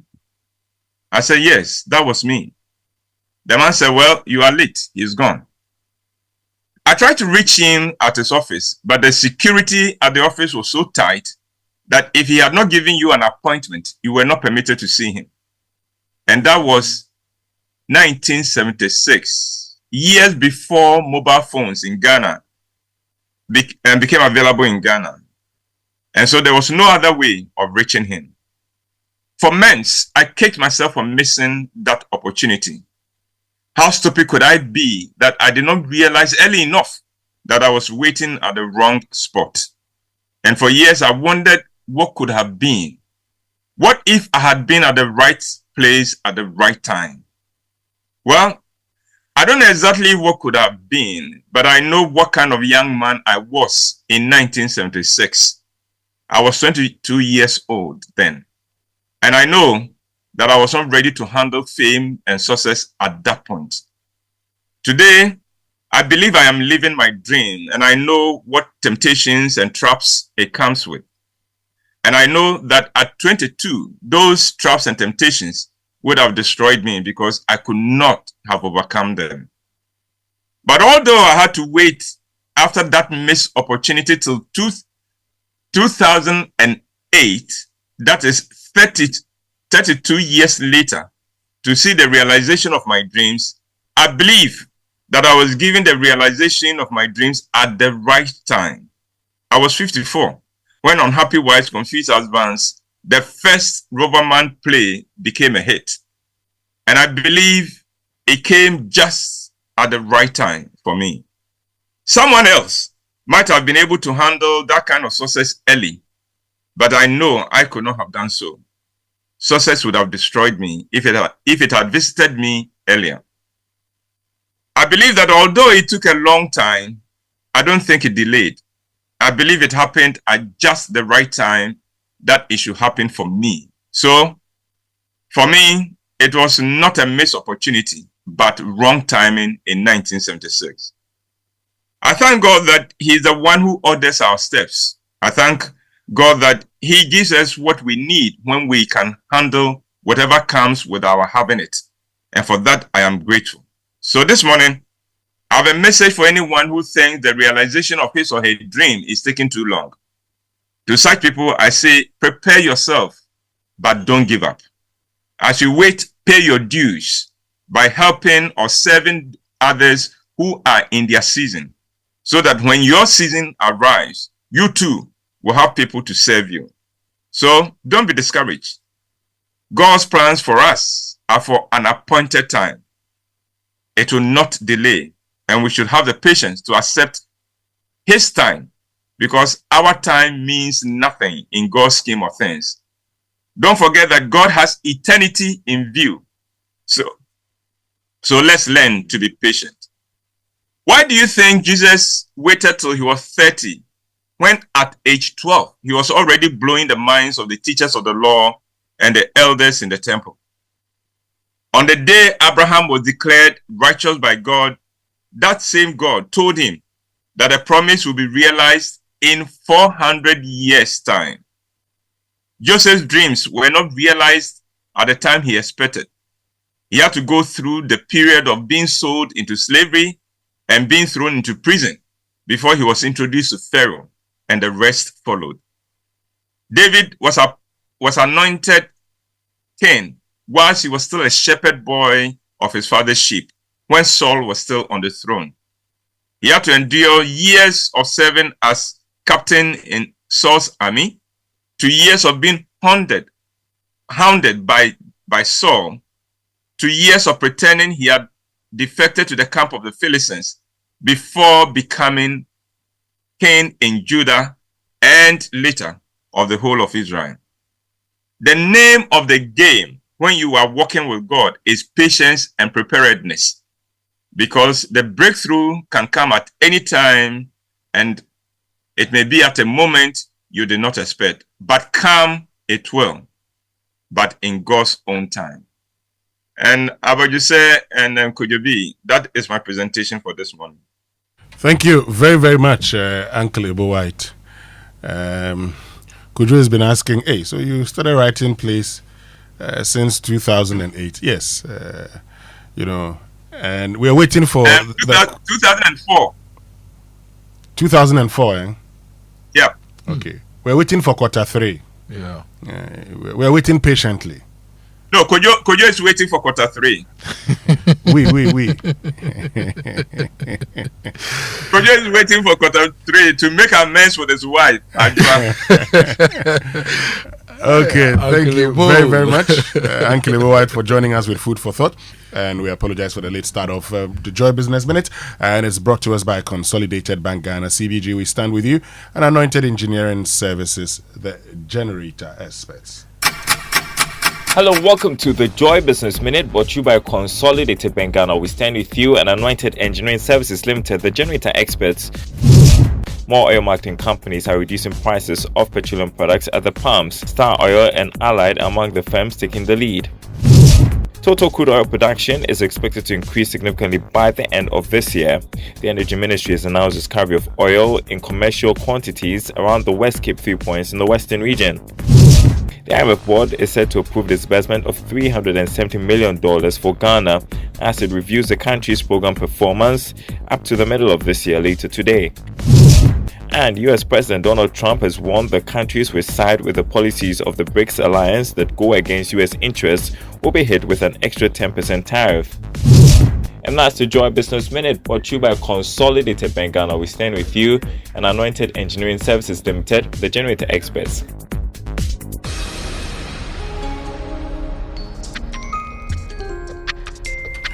Right, so welcome back, and thank you very much for staying with us here on the Super Morning Show.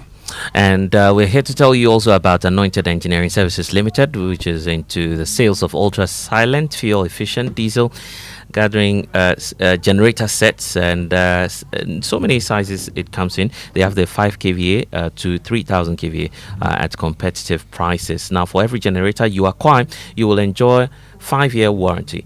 They also undertake maintenance and also repairs of all kinds in terms of diesel generator sets. So the services include, but they are not limited to the following. You have the 24-hour emergency services, sale of genuine spare parts, reliable rental services, professional advice, sales of tower lights and rental. You can locate them at Pokwasi White House opposite Eco Block. That's where they are. And then you can call them as well on 0243 480 334. Also reach them on 0540 109 493. They are not. They are into skills training as well. They have a training school that trains students and generators and students on generators and plants, auto mechanics, electricals and controls. They also do some solar installation training as well. So they offer 80% hands-on training and also 20% theory. So Anointed is the generator experts, and you can always reach them once again on 0243 480 334. Also reach them on 0540 109493. Charlie, Winston, there's something big happening in Accra this Friday. No, it's actually happening from tomorrow to Friday, and it's quite big. You know, we have the African Institute of Mathematical Science, right? AIMS Ghana. Now they are bringing the world to Accra for the AIMS Quantum Science and Technology Education Global Event. So all the big names in quantum science are coming to Ghana. It's happening from 8th July to 11th of July. That is tomorrow to Friday. The activities include Africa's first ever quantum hackathon, the Quantathon, Charlie. Easy, protons, electrons, and subatomic particles. Charlie. And they also have the exclusive quantum education workshops also happening between tomorrow and Friday. And on Friday, 11th of July 2025 at 2 p.m., AIMS Ghana will host the world-renowned quantum scientist Professor Jonathan Oppenheim for a free public lecture at the CD Conference Center, University of Ghana, Legon. If you want to book your seat for the public lecture or partner, you can call 024 331 7275. 024 331 7275. Now, the AIMS Quantum Science and Technology Education Global Event is proudly brought to you by AIMS Ghana and Quantum Leap Africa in partnership with the Open Quantum Institute, Google, the Ministry of Environment, Science and Technology, and the Ministry of Education. And this is not for only the scientists. Look, go and listen to some of the presentations. Sometimes science opens your mind to all sorts of opportunities in arts, in business, in even your spirituality. All right? So be a part of this. Don't miss this. It's happening from tomorrow to Friday. And on Big Stories this morning, brought to us by Republic Bank, we're the one for you. On Big Stories this morning, brought to us by Republic Bank, we're the one for you, and Telecel Connecting Energies, as well as Prudential Bank, truly dependable. Our focus is on scholarships. Listen to these Ghanaian students. I'm a second-year PhD student at the University of Aberdeen. In my case, my research cost is part of my tuition fees, and as a result of the non-payment of my tuition fees, I am unable to go to the field for the data collection. At least, even if I had my stipends paid, I could sacrifice some of it to go onto the field. I'm currently stranded, and time is running out. So that's the situation of Ghanaian students on scholarship abroad. Now, someone sent me a message. He doesn't want his name mentioned, but he's a politician. So I'll read it for you. Kojo, just listen to this. It says, all that politicians do when in power is what will advance their political interests and not what will truly benefit the people. It is all about playing to the gallery. Politicians lack the boldness to be consistent and do the right thing. Was it not the NDC that had a problem with the wholesale free SHS and said those who could pay should be allowed to pay? Even after the NDC had won power, the Minister of Education said, okay, Parliament said in Parliament that there should be a means test to access free SHS. Why are we not prioritizing payment of scholarship to those students abroad but quickly paying this one? All because we want to make political gains here and prove a point that we have fulfilled a campaign promise. We need leaders who will be bold and consistent in doing the right thing no matter the political consequence. Over 100,000 first-year students to benefit from this stress-free tertiary fees. Only about 15,000 have benefited. Why the rush? Could we not have used the money to settle those outside and wait to have enough money to deal with the over 100,000 Ghana cedis at home? Okay, so the no-fee stress, how many students? Over 100,000. Yes, but we've actually paid 15,000 for now because they had to, apply. They have to get onto the portal. And at the time we were interviewing, we were told that about 40,000. Later on, we were told about 70,000 had been on. So 15,000 processed and paid. Anyway, on that, you remember the mother who sent us a message about their child not being able to apply, which caused her a lot of stress at home. She sent this message yesterday. Good afternoon, Kojo. Please convey this message to the Super Morning Show team. My son's course rep says he went to their school's registry to complain about their inability to register for the no-fee stress, and they were told to choose their courses. My son did that yesterday and was approved. We are waiting for validation and payment by the Secretariat. I suspect the school has rectified the problem and now there is no wahala for parents. So that is feedback. This is I think UMAT in Takwa, right? But this point the person is making, it's one of the clearest indications of how we are governing the country, how there is no continuity, and everybody comes and they wants to rebrand something and launch something new just to say, we too, we've done some. If you don't have continuity in governance and in nation building, you won't get anywhere. Now we have people stranded abroad. And look, Winston, you schooled abroad, so you know it. Me, I've never stayed abroad for more than 2 months before. So I've not gone through some of the challenges that you guys, but even me, the 2 months I went for my short course somewhere, when I ran out of money, I had to depend on bread and beer. I'll explain. Because there was a shop that was running a promo on beer and it was about 80% discount. Oh, okay. Yeah, it was 80% discount, and I couldn't afford the other things. It wasn't in winter; it was in summer. But then what do me? Only spent, yeah. You see the whole thing. Yeah. It was bread and beer. Obi Maiso, with rice and stew with no pepper. You go and eat in their restaurants. So you have to find money to. And I remember, was there no Ghanaian shop there? But you need money to buy. Do you know how expensive things are in the Ghanaian shops? Take it on credit. Let people abroad send you messages of how much they buy yam, how much they buy okra. You should when you go, the first thing you befriend those people, then they run it like the typical Ghanaian way of doing things. Joe, people are struggling, and this is not a matter of like, look, there's the. Yesterday we were discussing this and somebody was like, oh, but the scholarship secretariat, they give a lot of undeserving people scholarships, people who don't qualify as needy and brilliant. Yes, that's true.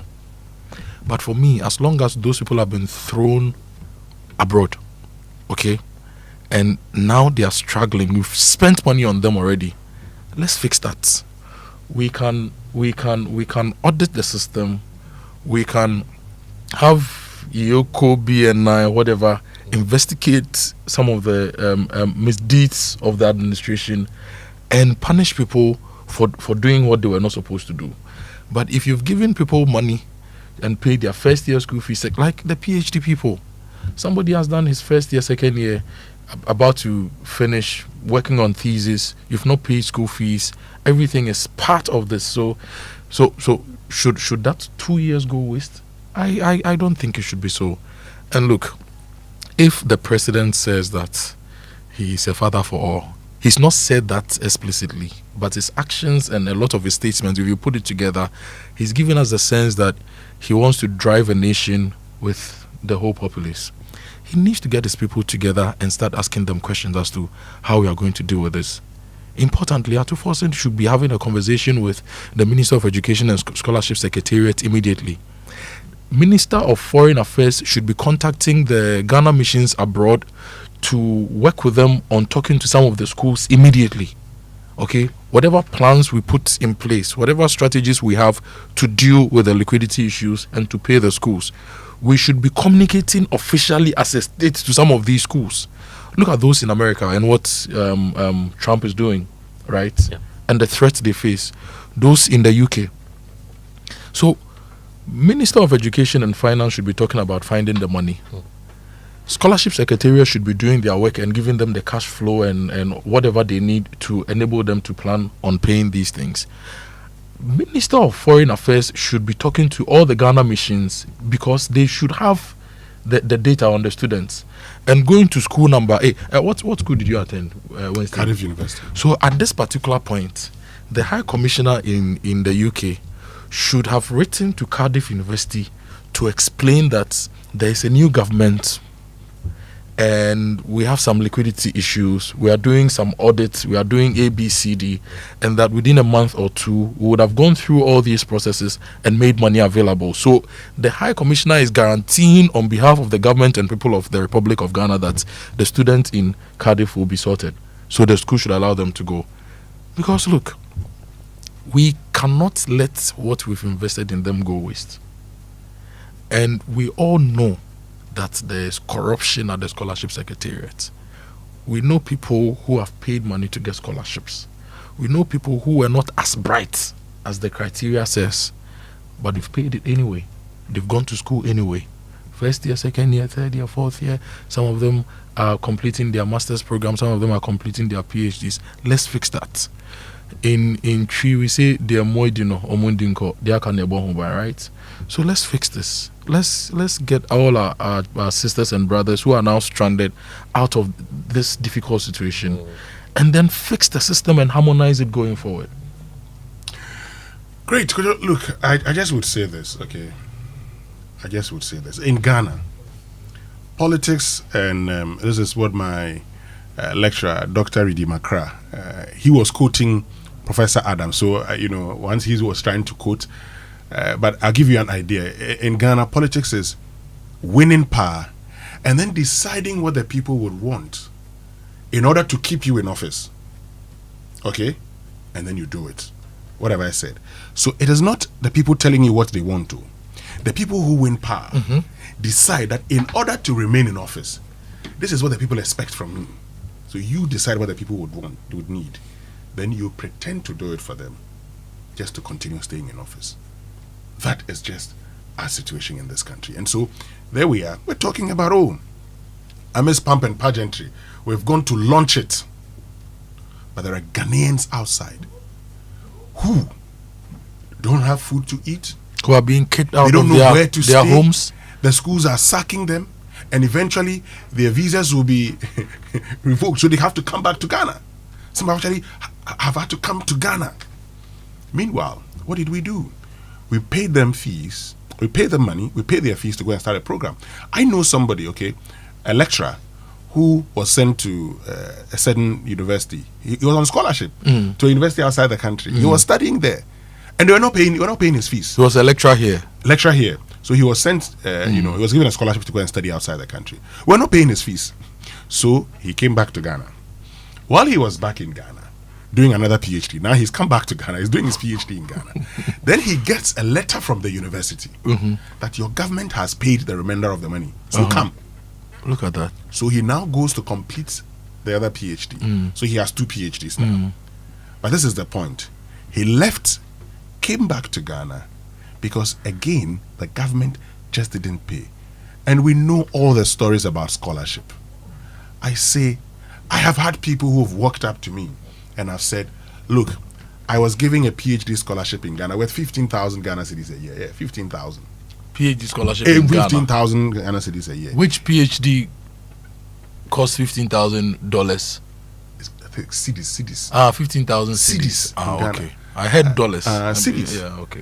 I pay 10,000 every semester. Okay. So that one is every year 20,000. That 20,000 is not up to. But he was even asked to deposit some money, as in sort somebody out, pay a bribe, facilitate your scholarship. Can you imagine? And there are many people who will tell you how much they've had to pay before they're even given scholarships. Even that one, you don't give them the scholarship. So I ask, at every point, like I stated the last time, the man who's asked to work in the interest of the nation is thinking about his pocket. That is our problem in this country. At every stage, it's about the individual. So if someone is supposed to submit his thesis in September, that person is facing withdrawal from the university. You may have paid 3 years of fees. Why don't you pay the 4th year? Why don't you pay the final year? What's our problem? If you are taking students to school, you know the person is going for a 4-year program. Each academic year costs you $10,000, right? You've given scholarships to 1,000 students, so $10,000 times 1,000. You make provision for that, and you have your finances sorted accordingly, so that every year you can pay. It's as simple as that, right? Yeah. So let's do better. And beyond this, the new scholarship authority bill, it should be as transparent and as well structured as possible, the new scholarship authority. If we say we are giving scholarships to brilliant but needy students, we need to see the brilliance and we need to see how needy they are. I do not expect us to be giving scholarships to people who actually can afford. You remember the scholarships we gave to some MPs? Yeah. Charlie, that's in, like, Sebio. You understand? When you have people here who, and we also need to look at the programs we are taking students out to. If Legon has BA admin, KNUST has BSc admin, Legon has law, all the universities, let's see how we can use the scholarship funds to actually help our universities grow. Because the amount of money we are paying our school fees out there, if our universities even charge 10%, these universities will be rich. Yeah. They would have enough money to run. So there are some, if the program doesn't exist locally, especially first degrees, you should not carry the little money we have and take people out abroad to go and do programs that our universities have here. So the funds that go into that can go into infrastructure for our schools, into retooling our schools, into funding our schools, and making them run better. So, Charlie, people, we should do better. So, Haruna Idrisu, your job is big, and we our lenses are on you. You are delivering. You have to deliver the scholarships properly. You have to deliver the no fee stress properly. You have to deliver the promises on even sanitary parts. And we need to fix the education sector such that we train competitive human resources who can fit everywhere in the world. That's your charge. And we expect you to do it. But let me tell you about Prudential Bank and Prudential Bank mobile app. If you want to perform instant transactions, if you want to link your mobile money, if you want to scan GHQ to pay, if you want to manage your cards, transfer money between banks, and do so much more, you need to use the Prudential Bank mobile app. No more banking hours. You just experience simple, secure, and convenient banking wherever you are 24/7. So download the PBL mobile app now from Apple App Store, Google Play Store, and Huawei App Gallery, or visit the Prudential Bank website or their social media platforms for more information. Prudential Bank, truly dependable. And here's exciting news from Telecel. More data, same price. Telecel bundle allocations have been reviewed and now offer 10% more data at the same old price. In addition, your favorite 400 Ghana cedis bundle allocation is increased from 190 gigabyte to 250 gigabyte and does not expire. This means you get to enjoy more data at no extra cost. Simply dial star 700 hash or star 530 hash to access a variety of unbeatable data deals on Telecel. Don't miss out on these enhanced offers. Stay connected with Telecel today. Telecel, connecting energies. Listen up, guys. When Republic Bank says they are the one for you, they mean they are actually the one for you. That's why they've reduced their CD mortgage interest rates even further to a new low in the teens. Now, that means that you can afford your own dream house or your next one for less. But don't wait, because this offer is available for only a limited time. And if you're already having a mortgage with your bank, you can switch to Republic Bank and enjoy this exciting deal. Visit any of the Republic Bank branches near you today, or you can just send an email to myhome@republicghana.com or call 054 0109 649. You can also reach them if you're in Kumasi on 0540 109 901 for more information. Republic Bank, we're the one for you. And let's get interactive this morning. Social media messages brought to us by number 10 Liver Salt, a refreshing relief, and EcoBank, the Pan-African Bank. Would love to hear your thoughts on the scholarship situation. Would also love to, for those of you who use the Nsawam Road, those of you who use the motorway, you go through Budumbram to Winneba.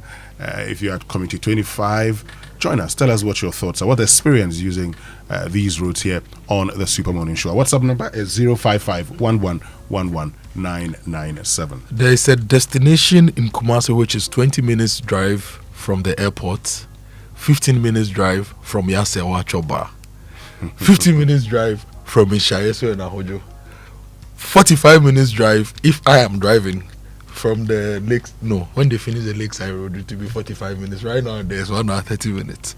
And it's also about 10 minutes drive from all the business hubs in Kumasi. And if you are going for any funeral, all the funeral hotspots too is about 5 to 10 minutes drive. Charlie Winston, I need to take you to Oak Plaza Suites in Kumasi. Sharp.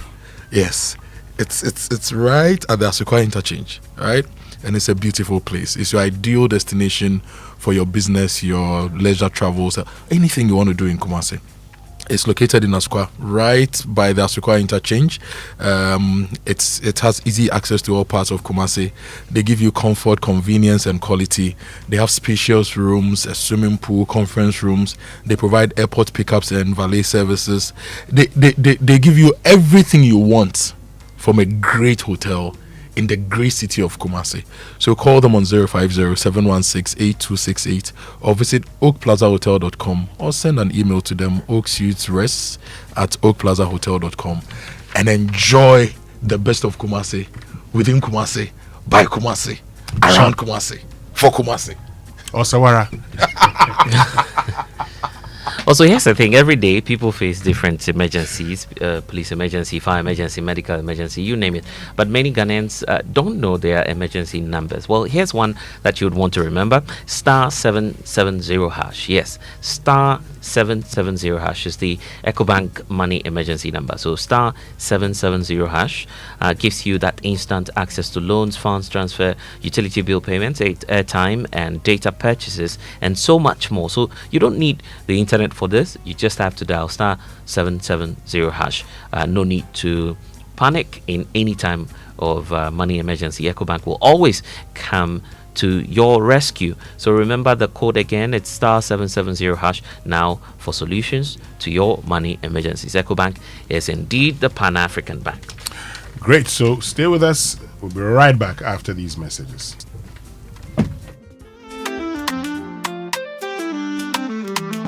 On the go, night or day. PBL up is the easiest way. Bank secure, bank with ease. Right at your fingertips, bank is a breeze. PBL app making banking so clear. Anytime, anywhere, we're here. Safe, secure, banking for you. PBL app, simple and true. Welcome to the future of banking. The Prudential Bank mobile app. Bank secure anytime. Right from your phone. Access your accounts 24/7. Perform instant transactions. Pay bills. Link mobile money wallets. Scan and pay with GHQR. Manage your cards. Make seamless GIP interbank transfers. All with ease. No more banking hours. Take control and app your banking. Experience simple, secure and convenient banking. Download the PBL mobile app now. PBL mobile app. App your banking. Small money day, big money day, way too much money day. Telecel too much money promo drop. If for dial *500#, then join them. For the Telecel too much money promo inside, you will win 100 Ghana cedis cash for the daily draws, 20,000 Ghana cedis for the weekly draws, then 1.2 million Ghana cedis for the grand draw inside. That be 1.2 million Ghana cedis. You for just reload airtime, then get points wey fit make you win. Make you dial *500# or go the Telecel Play app top. Then book inside riders give the Telecel too much money promo. Terms and conditions apply. Telecel. Connecting energies. This promo will be NLA way they regulate them for the Caritas Lottery platform top. Always busy on the go. Tap the app, you're good to go. Big dreams, little time. There's a boat for you to ride. Every single time, yeah. Morning rush to the late night ride. Work to home and gig to gig. Smooth and easy ride and vibe. Safety toolkit by your side. Use code Keep Moving 50 for 50% off your first 3 rides. Download the Boat app now. Make moves with phones.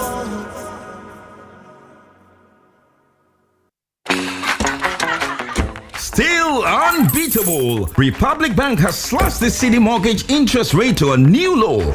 That means it's more affordable to own your dream home. You enjoy lower monthly installments, save on interest payments, flexible loan arrangements, and more. Make the move. Own your home at a lower teen interest rate. But hurry, this offer lasts for a limited time. Visit any Republic Bank branch or send email to myhome@republicghana.com or call Accra 054-0109-649. Kumasi 054-0109-901 to apply today and enjoy a teen interest rate. Republic Bank, we're the one for you.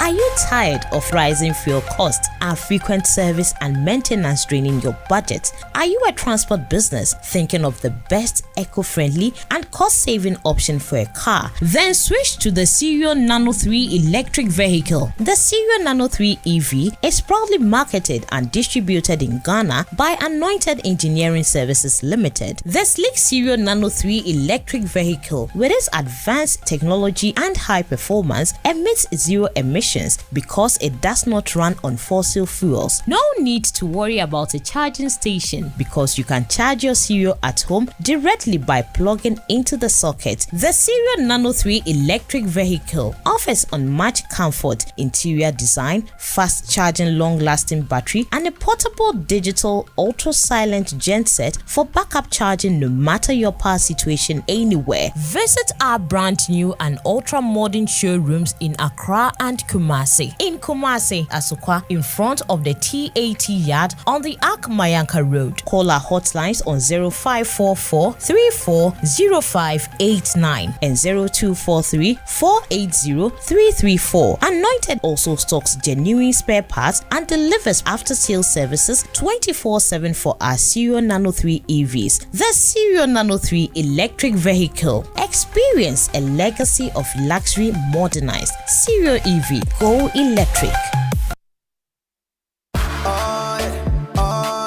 EcoBank Mobile, they make me say, oh yeah. EcoBank Mobile, they make me crazy. Download it and use it. It gon' make your life so easy, yeah. Oh yeah. Download it. You go enjoy it. In my Brahmin chain. In my Brahmin chain. Come make a download them for you. Cause you can pay bills, you can buy credit, you can pay school fees, even church tights with the Apple. EcoBank Apple.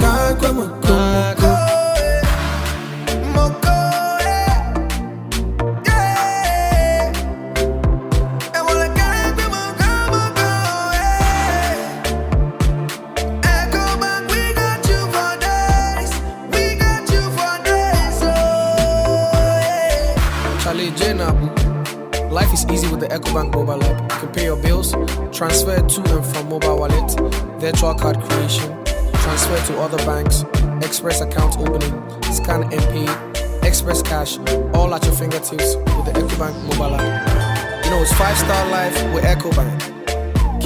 Can promise. We shouldn't have gone to that party. Masa, my head is killing me. Is that your stomach? Yes. What did you eat? I don't know. Get rid of your gastric problems with number 10 liver salt. Number 10 gives you quick, effective relief from nausea, indigestion, heartburns, hangovers, and hyperacidity. And with different fruity flavors such as orange and lemon, it's a pretty tasty way to end an uncomfortable situation. Number 10 liver salt from Ernest Chemist, because everyone needs a chemist. This advert has been vetted and approved by FDA. Frustrated with outdated banking experiences? You deserve an app that makes your life easier, not harder. Say hello to the CBG mobile app, your new cool way to handle everything banking. With biometric security, lightning fast mobile money access, and one-touch bill payments, banking has never been this smooth. Stop imagining when you can live a life where your entire banking world is in your pocket, ready whenever you need it. No stress, no fuss. Don't settle for less. Experience a more superior, convenient way of banking today with the CBG mobile app. Banking made cool, fast and secure. Welcome to the good life. CBG. We stand with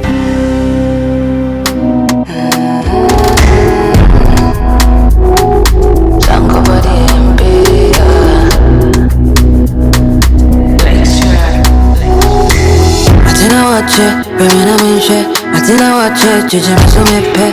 A day, I think I watch it, remember me shit, I think I watch it, judge me so me pay. A day,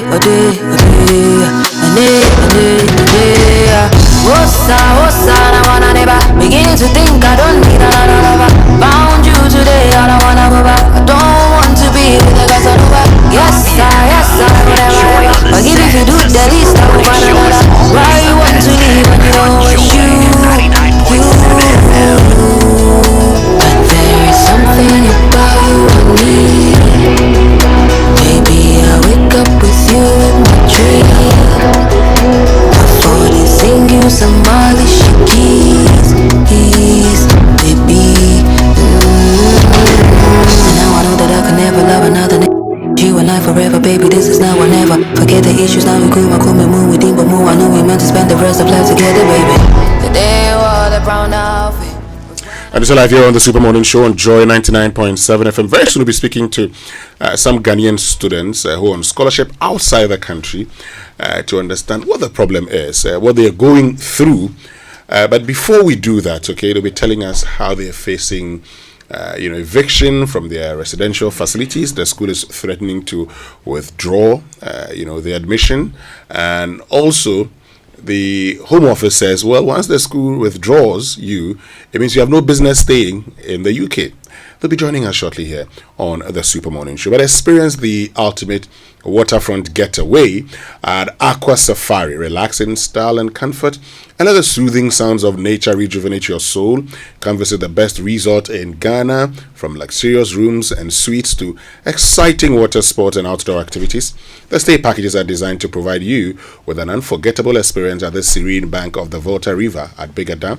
Therefore, whether you're looking for a vacation destination or that perfect riverfront venue for your conference, your only option is Aqua Safari. Call 0800 110 190 or 0540 110 190 now. And if you are looking for a little more in life without spending more, you need to talk to ABSA and get the ABSA Abapa account. It's designed for people like us, those who work hard and deserve more for less. And with the ABSA Abapa account, you get a free GH Link card. You get access to loans up to 50,000 Ghana cedis when you need help. There is high interest on your savings. There is free SMS alerts to track every peso you spend. And they also give you seamless mobile and online banking, so you don't need to join any long queues and many more other things with the ABSA Abapa account. The best part is very simple to open, so if you are looking for more value, more peace of mind, and more control over your money, get the ABSA Abapa account. Is the account for you. Open your account today and get more. T's and C's apply. Your story matters. And it's time now to switch to solar, because get Translight Solar today and save up to 70% of your electricity bills. Enjoy clean and reliable energy without breaking the bank. Well, here's the best part for you. You don't need to pay the cost upfront, the full one upfront. Translight Solar is offering an opportunity to own a complete solar system by paying just 30 to 50% of the cost, and then you have the opportunity to spread the rest over the 12 to 36 months period with flexible monthly payments with as low as 1,200 Ghana cedis. So get in touch now for the early bird deals and the lowest prices that you can get on the market. Visit translightsolar.com. You can also call 025 604 0838 for more information. Also reach them on 0504 249 229 for free consultation. Translight Solar, wherever there is sunlight, there is Translight. Great. So this morning we've been joined by Prince Bansa, who's President PhD Cohorts, UK, University of Lincoln. He's studying a PhD in social policy, focusing on artisanal and small-scale gold mining sector. We'll also be joined by Albert Kwabena Adese, who is Secretary PhD Cohort Group UK at the University of Huddersfield. He's studying a PhD in facilities management, focusing on architecture and the built environment. Albert and Prince, good morning. Thank you very much for joining us. Good morning. Great. Great. Thank you for having me. Great. Just stay with us 1 minute and let's listen to some of your colleagues and what they've been saying concerning their current situation. I am a PhD candidate at the University of Essex Business School, Colchester campus. I am currently in my final year and I am due to submit my thesis in September 2025. However, due to the unpaid tuition fee for the 2024-2025 academic year, the university has threatened to terminate my studentship, making it impossible for me to continue my studies. This has affected me both financially, emotionally, and psychologically. I am also owed about 32 months of stipend since I started my studies at the university. I am therefore pleading on the government of Ghana and all stakeholders involved to, as a matter of urgency, come to our aid for the Ghana Scholarship Secretariat to pay our tuition fee and all outstanding areas to enable us to complete our studies successfully and to return back to Ghana to contribute our quota to the economic development of Ghana and the world at large.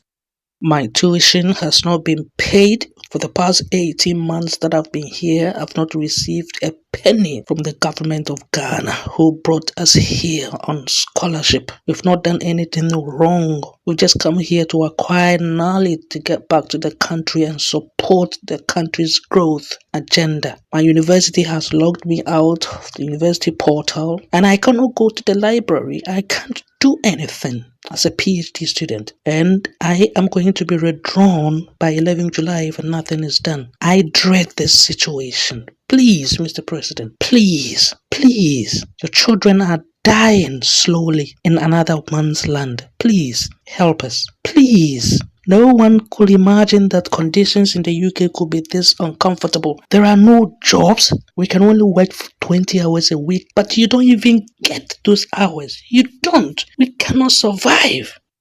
Imagine not being paid for 24 months. You survive on 20 hours salary, which you will be grateful if you get exactly 20 hours work per week. You lose your job along the line and start to search for another. Not an easy task as a part-time job seeker, especially an immigrant as such. I currently owe my landlord 7 months of unpaid rent. We had a cordial relationship until I started making promises of receiving money from the government by the end of April, as said by the registrar. Again, at the end of May, I promised my landlord, referencing the registrar's tour in the UK earlier in May. I received a fair letter from my landlord stating his intention to end my tenancy. I have informed the education unit, but no outcome. I am worried, I am disturbed. My reputation is tarnished and I am about to be homeless. How do I concentrate on my studies? Yes, there are other means to survive. Other means I will not advise my child to and will be disheartened to see my child engaged in. Should I consider them? But then I wonder, as a Ghanaian or as a result of being starved, at this point, does my dignity matter anymore?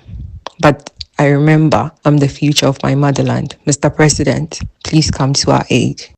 I'm a second-year PhD student at the University of Aberdeen. In my case, my research cost is part of my tuition fees, and as a result of the non-payment of my tuition fees, I am unable to go to the field for the data collection. At least, even if I had my stipends paid, I could sacrifice some of it to go onto the field. I'm currently stranded, and time is running out. I add my voice to other colleagues who are in a similar situation to appeal to the government to come to our aid, so we can have our studies completed on good time, so we can return to the country to contribute our quota to our national development. And you heard from some Ghanaians studying abroad in the United Kingdom, telling us their situation. Let's get on to Zoom, where Prince Bansa is. He's at the University of Lincoln, studying a PhD in social policy, focusing on artisanal and small-scale gold mining sector. And Albert Kwabinedese, who is secretary of the PhD Cord Group in the UK, University of Huddersfield, studying for a PhD, is reading a PhD in facilities management, focusing on architecture and the built environment. Thank you once again for staying with us. Let me start off with you, Prince. Tell me, what's your situation too? Well, thank you very much for giving us this opportunity. And let me take the opportunity to say that our quest to come on into the media is not to build sort of adversarial relationship with the new registrar. We all appreciate the fact that they are new government, and as we all know, there is liability and there is assets. These are statutory obligations which every government will have to fulfill. And so in our future engagement with all the stakeholders, this should not be seen as political or building some sort of adversarial relationship with the powers that be. Having said that, the situation, as our colleagues have actually adumbrated in the thesis that you have played, is accurately what is going on the ground, and even more egregious than what is expressed in those audio. At the moment, we are owed stipends between 6 to 36 months. There are people who haven't received their stipend for 36 months. So which means if you are a PhD student for the entire 3 years that you have been here, you haven't received a dime. The schools have not been reimbursed. Let me say, because Kojo actually indicate some of the processes that the new government could take. Let me say is that the new registrar in April, when the students wanted to go on demonstration, the new registrar came here in the early part of May and actually engaged some of the universities and went into some sort of agreement with them that they will be paying, particularly in University of Birmingham, they will be remitting some sort of 10% of the debt that they owe. The registrar also met the larger group of the students in various forums and assured them that by end of May, some stipends will be paid. But to our dismay, when the registrar returned to Ghana, he launched a very, scatty media engagement, which obviously didn't really communicate exactly what he came here to say. And so that is where we are now. We have tried to get in touch with the representatives here, and a lot of students will tell you when they send an email, nobody responds. And so people are really, really in a very excruciating circumstances. As you have heard from the audio, people have been jettisoned from their various accommodation. Food banks have now become the order of the day for most of the students. And you see, those of you who have had the opportunity to study abroad, you understand in the UK, for instance, when you're hungry, you cannot go and then knock at anybody's door and say, like the way we do it in Ghana, and say, today I don't have food, so give me something. There is nothing like that. When you are sick, it is only you and your God. As I speak to you now, some of our colleagues are depressed, they are bedridden, and they are not able to do anything because of the circumstances. And I can mention my personal circumstances to you. Recently, where I'm writing my final thesis, and then one of my chapters, after my supervisor read, he said, what has happened? It does appear like you have gone off board a bit. And then there was a subsequent well-being investigation, and they linked this to the non-payment of the stipend for nearly 20 months. And so the well-being officer had gotten in touch with me, and they decided that they have to raise the matter in the British Common. So they told me that they were going to email my local MP. For them, since the Ghanaian authorities do not want to address the matter, this issue needs to be raised at that level so that it becomes a diplomatic, because it's tied to a human rights. That is what the email says. And as I speak to you, last week I received an email from my local MP here in the UK saying that I should provide details or further details of the circumstances, and that they could table the issue in the British Parliament for a conversation to be espoused on it. So this is the level at which things are, and this is obviously going to cause some sort of a diplomatic embarrassment to Ghana. Last year, some of our colleagues were withdrawn, and some of us were in a good position to even assist them and house a few of them. We are no longer in that position to assist most of our colleagues. So the situation is really, really dire. As our brother Samson enumerated during the his take yesterday on the Joy News channel on Saturday, you could see some of our colleagues, the men, are actually being engaging in some sort of jobs like going to donate sperms and all those kind of things. These are reality. Sometimes when people talk about this, even initially when this matter came up, I was thinking that it was just one of the height of it, until I have gone to make further investigation and saw a flyer that is actually on the master's and the undergraduate platform where people go to engage in some of these things. So you can imagine if men can do this, what about our ladies? Particularly the PhD students. You can imagine a PhD student, the PhD process itself comes with some level of humbleness. So we don't want to be building up our stress, our mental depressions with conversations of this nature. But we don't have any other option. Because 24 hours, unlike the masters and then the undergraduates who have some sort of, as we speak now, they are on a summer break, so they can go and then work. PhDs, you do not have any break. You are working 24 hours. You can see I'm in my office this morning. I literally even sleep here some of the time because I have to write, 100 pages, 200 pages and all that. So it's a lot of work for the PhD. That 20 hours that is even granted to PhD students, you cannot even work, because in the work portfolio of the UK now, you have to be a permanent worker, or you have to have a visa that grants you maximum time to work. No company is ready to take you to come and work for them for just 20 hours. They are looking for people, continuity in their job portfolio. So the conundrum is really huge. And sometimes I feel so sad when we try to trivialize and politicize these things, because the stakeholders knows the caliber of people who have been sponsored, and they knew that this caliber of student that has been sponsored cut across all the political divides. So we know ourselves, PhD groups, we are working with almost about a little over 80 numbers. We know everyone. So these are not political matters. These are not party issues. These are not trivialized matters. These are serious issues that is really affecting not only the mental health of students, it is also affecting the diplomatic relations of Ghana. And so our call is that we are pleading with the government. We know that it's a new government. I mean, it would be silly on anybody's part to just assume that this government is a contributor of this problem. We know that they have come to meet us, and as I said from my beginning of my submission, they are actually liabilities and assets that they Sure, but Prince, coming back to your situation before I get to Kwabena, coming back to your situation, when it comes to your stipend, for instance, how many months are in arrears? So I'm now owed over 20 months arrears. I've not been paid, and my rent bills are piling up. Things are becoming so very difficult. Some of us have had a bit of experience living in the UK, so we are able to manage our way around it, but there are so many students out there.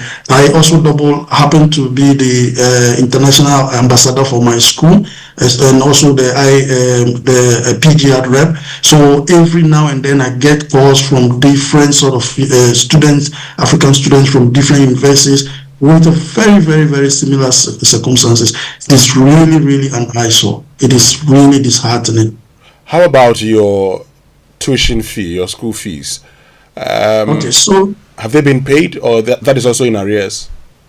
Okay, so last year we started some initiative, and thanks to Samson Ayeni again, he is a savior on our PhD platform. Everybody adore him. Thank him very much for championing this cause. Samson last year, as you remember, he asked the then vice president about these circumstances. After we have sent him a countless message, so he decided to abandon his own question and then ask the question on our behalf. After that question, the vice president moved into action and released some money to the then registrar, who actually paid some of the part of the fees. So my fee was paid. At the moment, I do not have any fee that I'm being owed by the university, because the university has not sent me. Usually they'll put it on your one uni, because we have something called one uni, and that. So at the moment I do not have a fee to pay. Obviously I still have an outstanding fee, which will be a thesis pending fee that hasn't come through yet. So hopefully by the time I'll start to submit my thesis, maybe some new renewal letters may come in to be able to take care of that. So that is the portfolio at which I am now. But with the stipend, I'm owed nearly 20 months. Okay, let me bring in Kwabena at this point. Let me hear from Kwabena also what his situation is. Kwabena, tell us your situation also. Yeah, thank you for this opportunity, and I'll also put my voice to my brothers to make it look like this is not anything political, and he's trying to fight as a student and a well-meaning Ghanaian and citizens of a country. So currently, I've been withdrawn from my course, even though I'm the secretary of the PhD cohort. I'm studying at the University of Huddersfield. And then before, series of emails were issued to me just to get in touch with my authorities to see what they can do for me. So the problem is even if the university emails the secretariat, no response.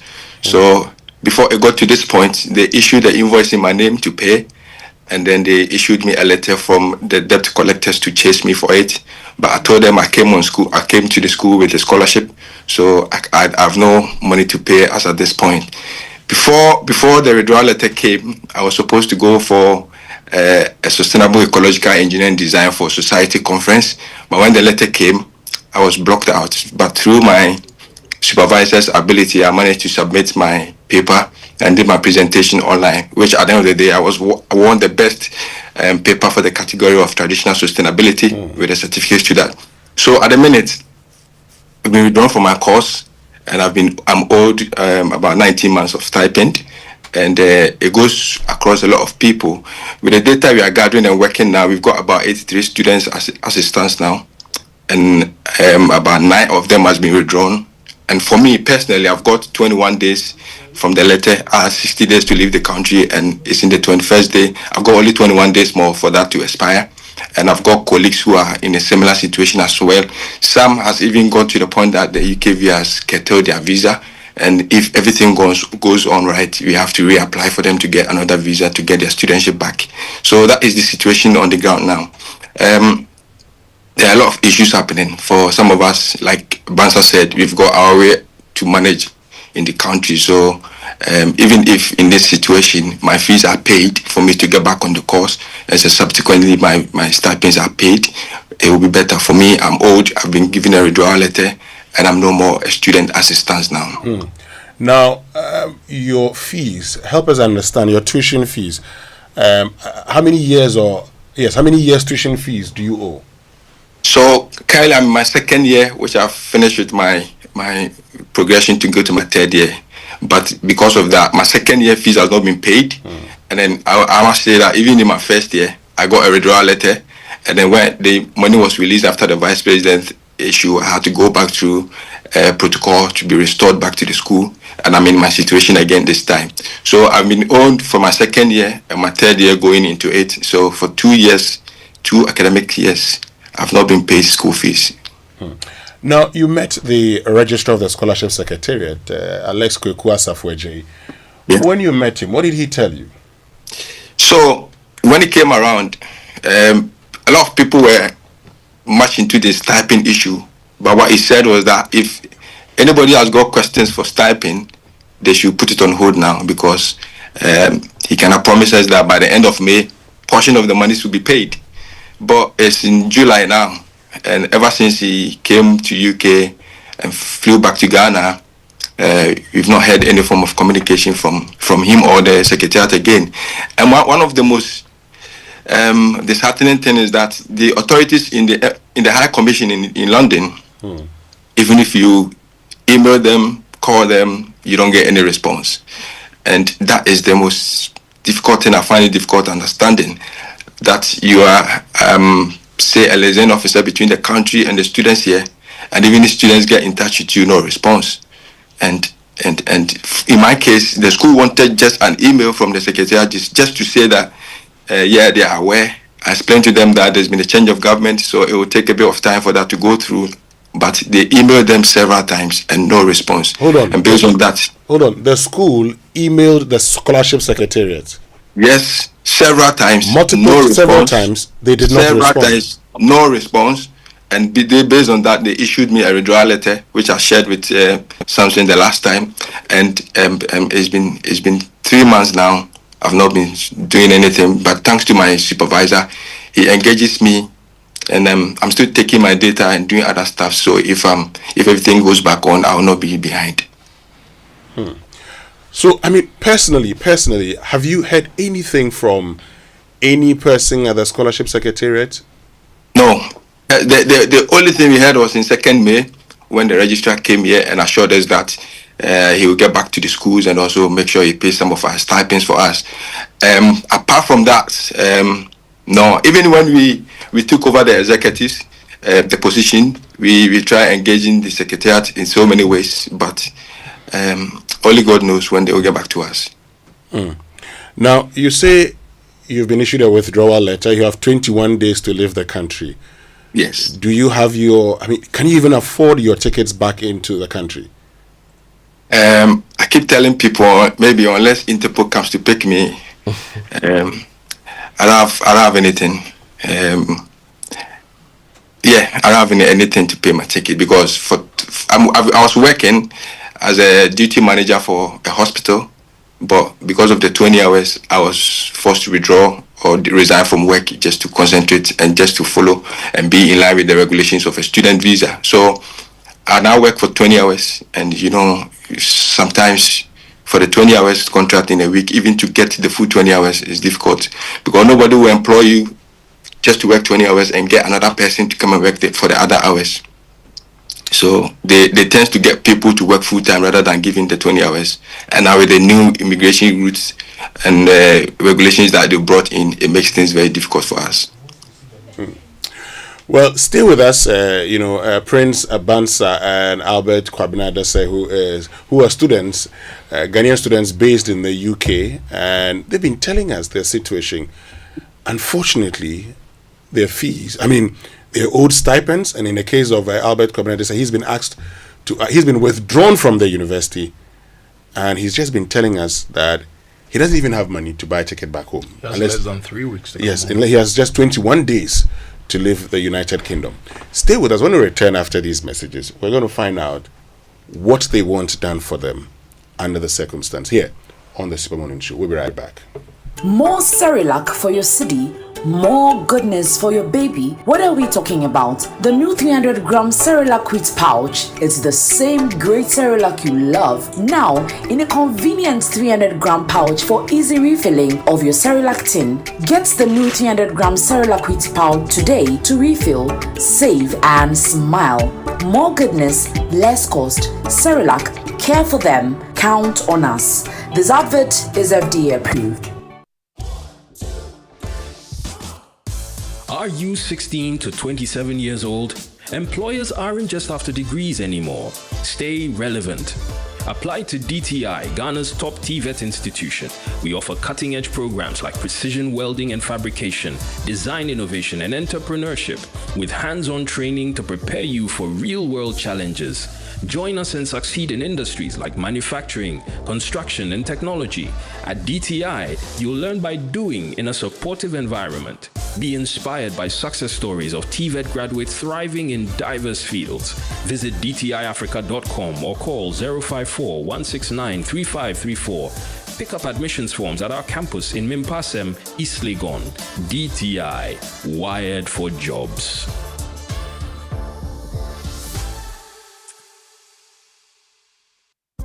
Hello, Ghana. It's a new year and Bill's Microcredit is here to support your dreams. If you're not working but want to start a business, don't let money stop you. With just your Ghana card, you can get a loan to turn your ideas into reality. Already running a business? Need more capital? Or are you a salary worker looking for extra funds? Bills offers fast and easy loans with no collateral, no deposit, and no SUSI savings required. Wherever you are, whatever you need, Bills makes it happen. Call Bills Microcredit today. Call 0596 920 833 or 0302 200 390 and get started. Bills is licensed and regulated by the Bank of Ghana. Bills, financing your needs. Terms and conditions apply. World number one brand hire LED TV and home appliances got mega up to 5,000 cedis price drop at all Electral showrooms. First time to shop higher air conditioner, LED TV, refrigerators, washing machine, chest freezer, range of appliances at unbeatable prices on every purchase. Exclusively at showrooms. Rush now while stock lasts. Check our website and social media pages for more details. Electromat, your world of electronics. Junior, your school bus will soon get here. Hurry up. Mommy, my head is aching me and I'm feeling cold. Honey, Junior's temperature is too high and he feels feverish. Oh, baby. So you didn't give him the Encamo paracetamol syrup that I gave you the last time? Oh, no, I forgot. Okay, you know what? It's not too late. Just give him Encamo and he'll be fine in no time. Encamo paracetamol syrup, a strawberry-flavored paracetamol syrup, and it's specially made for children aged 3 months to 12 years. It helps manage pain like headaches, teething pain, and fever. And guess what? Because of the strawberry flavor, the kids enjoy taking it. I can tell from the way he's licking his lips. It looks Look at how he's dumping you around. Hurry up and go to school, Junior. Yes, now you can get Encamo paracetamol syrup in all pharmacy shops. For bulk purchase, go to NK Pharma head office, Abelinkwe, or call 050-658-8315. This advert is FDA approved. When I wake up in the morning, I brush my teeth with Kale Charcoal toothpaste. This gives me confidence all day. Anytime you meet Amma, don't be surprised I smile showing my beautiful white teeth because I don't have cavity thanks to Kale Charcoal toothpaste for its natural charcoal properties. In fact, we are like twins. I can't go without my Kale Charcoal toothpaste. That be why I dey use Kale Charcoal toothpaste morning and night when I dey go bed safe. It dey make my teeth white when it dey comot every scent from my mouth inside. My confidence level they go up, so I dey show my 32 teeth all. Introducing the Kale Charcoal toothpaste, formulated with activated bamboo charcoal powder, ensures whiter teeth and removes bad breath. The strong natural property of the activated bamboo charcoal removes bacteria, absorbs surface stains on our teeth caused by coffee, wines, and tobacco. Welcome, Kale Charcoal toothpaste. Kale Charcoal toothpaste, Sankofa Yenchi. Kale, happy smile. This advert is FDA approved. Lumbus residence. Hello, Daddy. The next jump on a gazette. Nanani. Nempume. Uniaka cra, now swear. Yamiadon. The Yamias. What did the amount for Hika? And I want to pay what that's one of pay. A plantain of bedroom and see it as opportunity. A big fan of Bogayam, a busy Bogamia, my. Ghana for some cut here. Ukas would the amount for Noachia, Ubako be mine so. Sana Yama Santima Poniba, Wakuja Fee, and running Joe. What your Wako be mine sweet. And yes, I'm a tedia. You better near some queen. Okay, Nana, bye bye.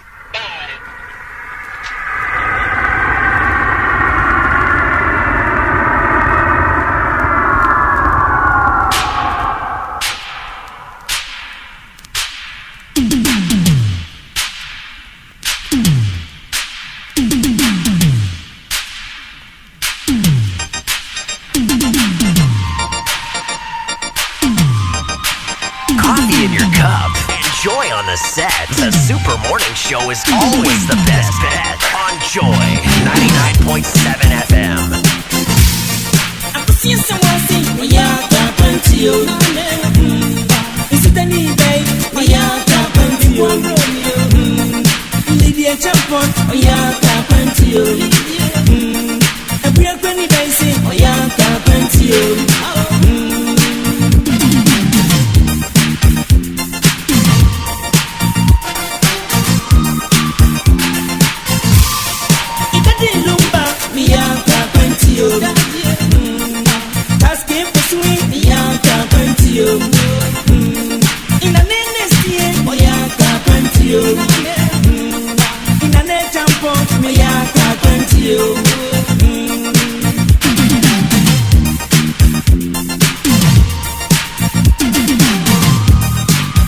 Imagine not being paid for 24 months. You survive on 20 hours salary, which you will be grateful if you get exactly 20 hours work per week. You lose your job along the line and start to search for another. Not an easy task as a part-time job seeker, especially an immigrant as such. I currently owe my landlord 7 months of unpaid rent. We had a cordial relationship until I started making promises of receiving money from the government by the end of April, as said by the registrar. Again, at the end of May, I promised my landlord, referencing the registrar's tour in the UK earlier in May. I received a fair letter from my landlord stating his intention to end my tenancy. I have informed the education unit, but no outcome. I am worried, I am disturbed. My reputation is tarnished and I am about to be homeless. How do I concentrate on my studies? Yes, there are other means to survive. Other means I will not advise my child to and will be disheartened to see my child engaged in. Should I consider them? But then I wonder, as a Ghanaian or as a result of being starved, at this point, does my dignity matter anymore?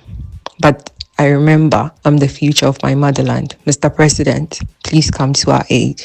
I'm a second-year PhD student at the University of Aberdeen. In my case, my research cost is part of my tuition fees, and as a result of the non-payment of my tuition fees, I am unable to go to the field for the data collection. At least, even if I had my stipends paid, I could sacrifice some of it to go onto the field. I'm currently stranded, and time is running out. I add my voice to other colleagues who are in a similar situation to appeal to the government to come to our aid, so we can have our studies completed on good time, so we can return to the country to contribute our quota to our national development.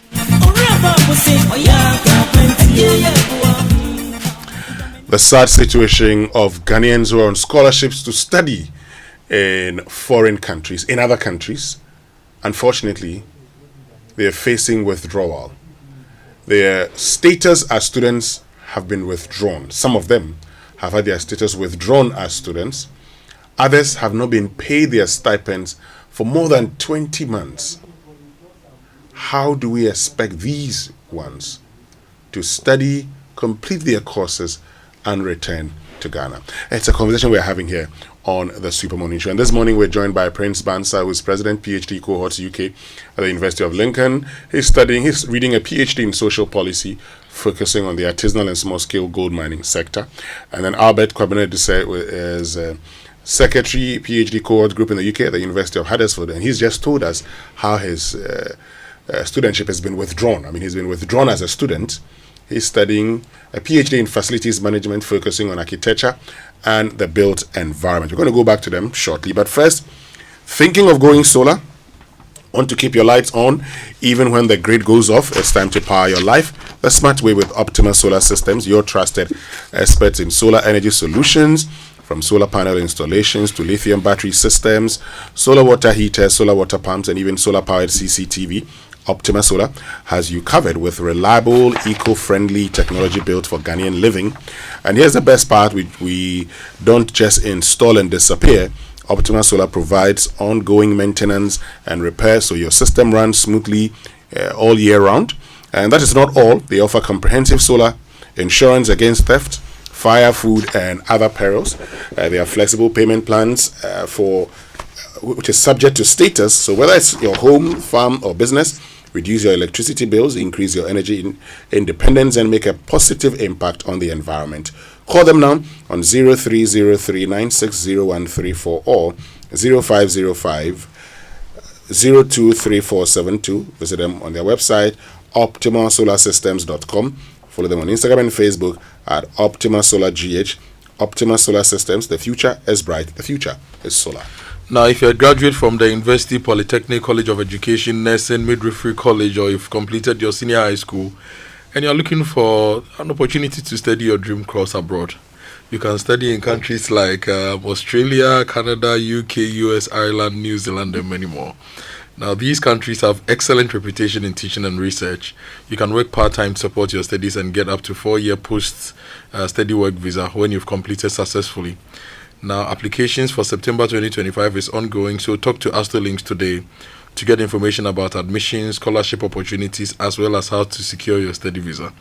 Now, Astrolinks is located at 4A Popol Street, East Legon, so call them on 026-534-1070. When you call them, ask them about scholarships that actually pay school fees and won't leave you stranded like some of our friends we are talking to this morning. So you can go to their website, astrolinks.net, and get more information. Astrolinks, pathway for success. And Kojo, there's the opportunity for those who want to study here as well, because the graduate school of the University of Professional Studies Accra is also inviting ambitious minds to join a legacy of excellence, innovation, and also real-world impact. So whether you're looking forward to working as a professional, you're an aspiring academic or a visionary leader, UPSA's world-class MMA, MBA, MPhil, and also PhD programs are designed to enhance your expertise and magnify your influence in so many fields. You have marketing, finance, accounting,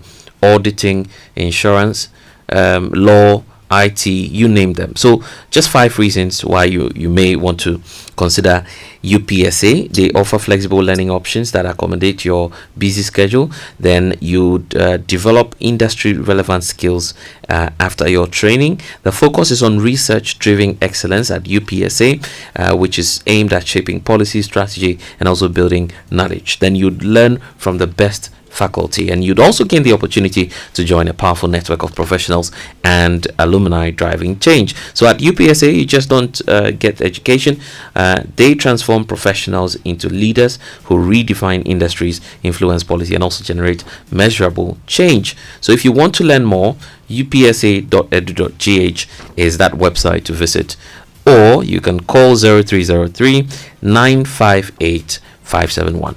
Also reach them on 0209 978 0202 to enroll today and lead tomorrow. UPSA scholarship with professionalism.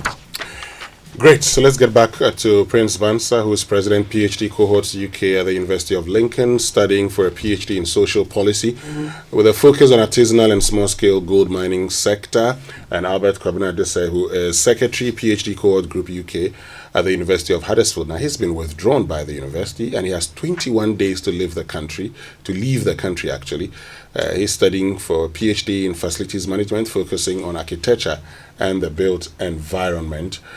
So let me just get back to you, Prince, and find out how many of you PhD students from Ghana currently in the UK?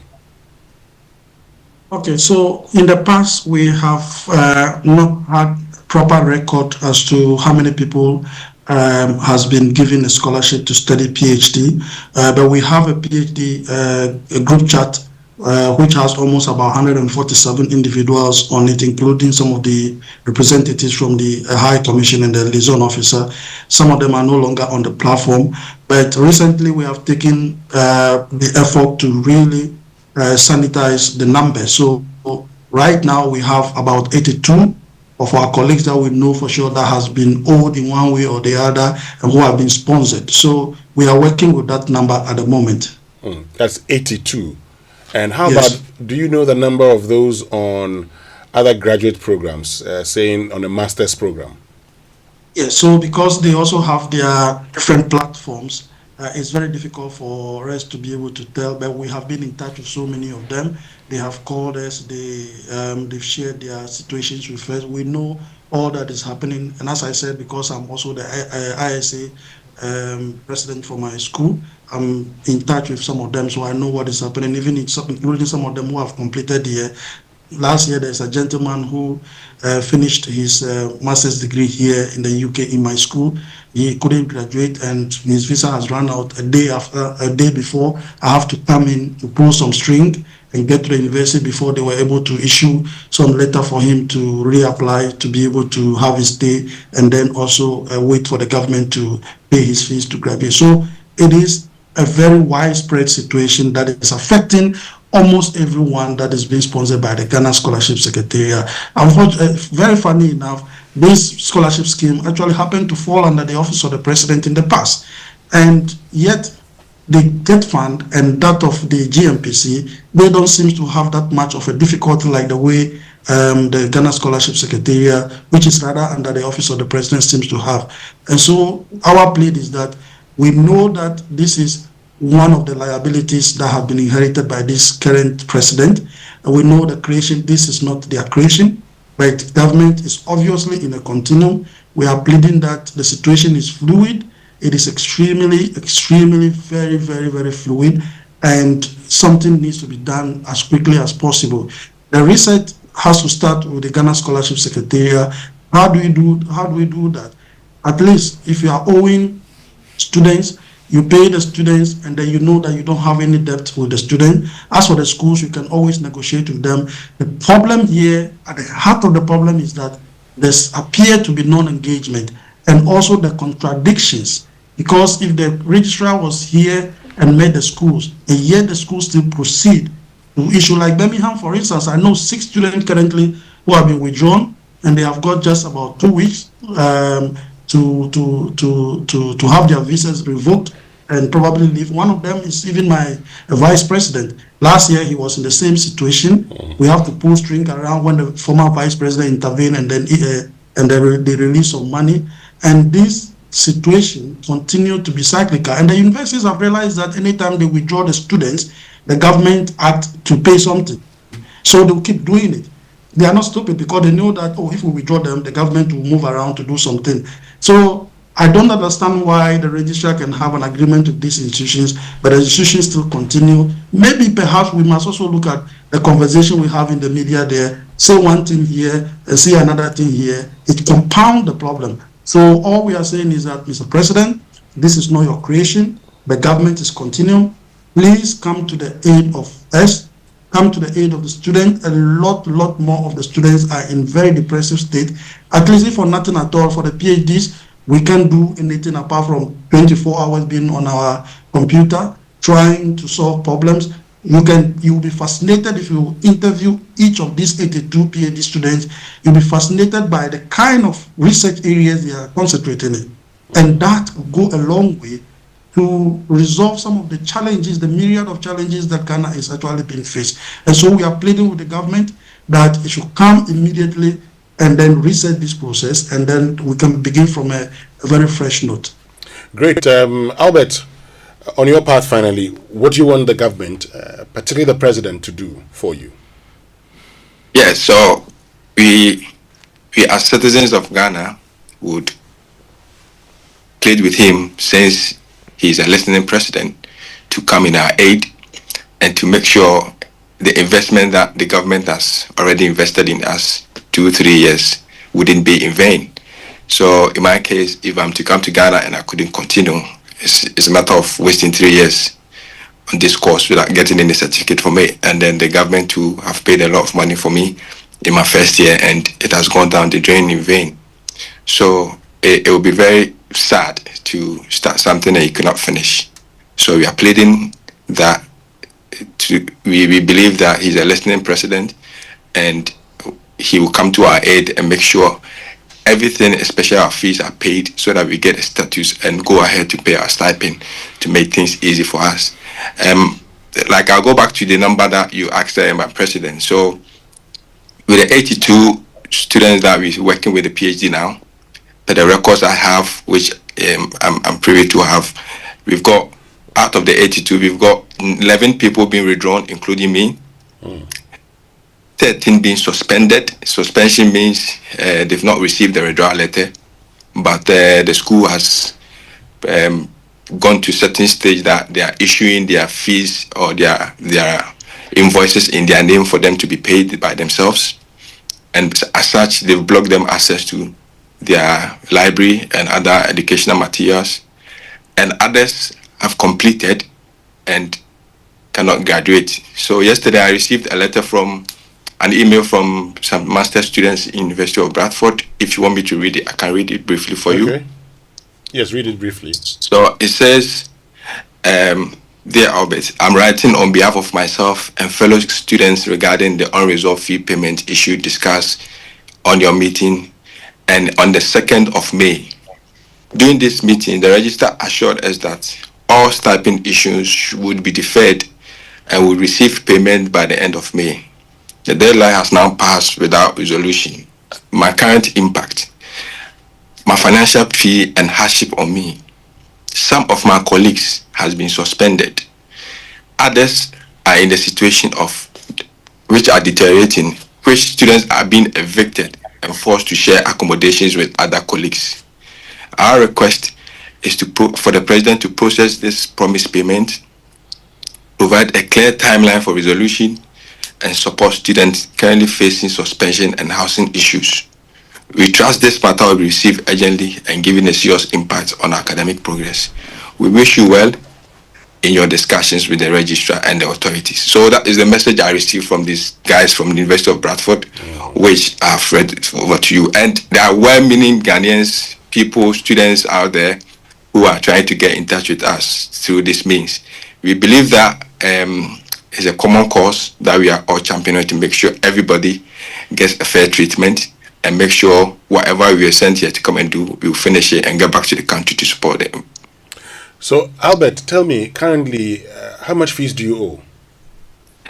So, like I said, on record, I'm owed for my second year, and this is my third year. So if it has to be paid, they need to pay my second and my third year. Because if they pay the second year, going into this third year, I'll still receive the same thing, and it will bring me back to the same situation. How much is it? I'm sure my fee is about £12,000 a year. Okay. So if it is for 2 years, it's £24,000. And your stipend, which you're owed about 19 months, how much is it for a month? It's £1,023 a month. So you're owed about £20,000. Yes. Prince, when it comes to you also, you're owed over 20 months stipend. Same £1,023? Yes. So for those of us who are not students in London, because the living condition in London is higher than those of us who are outskirts London, so our fees are pegged almost at the same rate. But for those in London, they have a little bit more, which is around 1,200 and over per month. So those of us outside London have 1,023. Yes. All right, Prince Bansa and Albert Kobina say thank you very much for joining us. We'll pick up this issue. We're going to follow up on it, and we'll get you a response for those in authority. We hope that by end of week this is resolved. Thank you very much for joining us. Thank you very much. We appreciate your very grateful. Yeah, thank you very much. Great.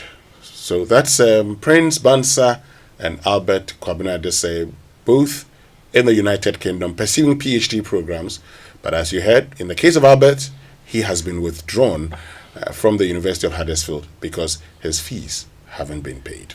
Stay with us. When we return after these messages, you're going to be hearing from you. We're going to be reading lots of your messages here on the Super Morning Show. We'll be right back.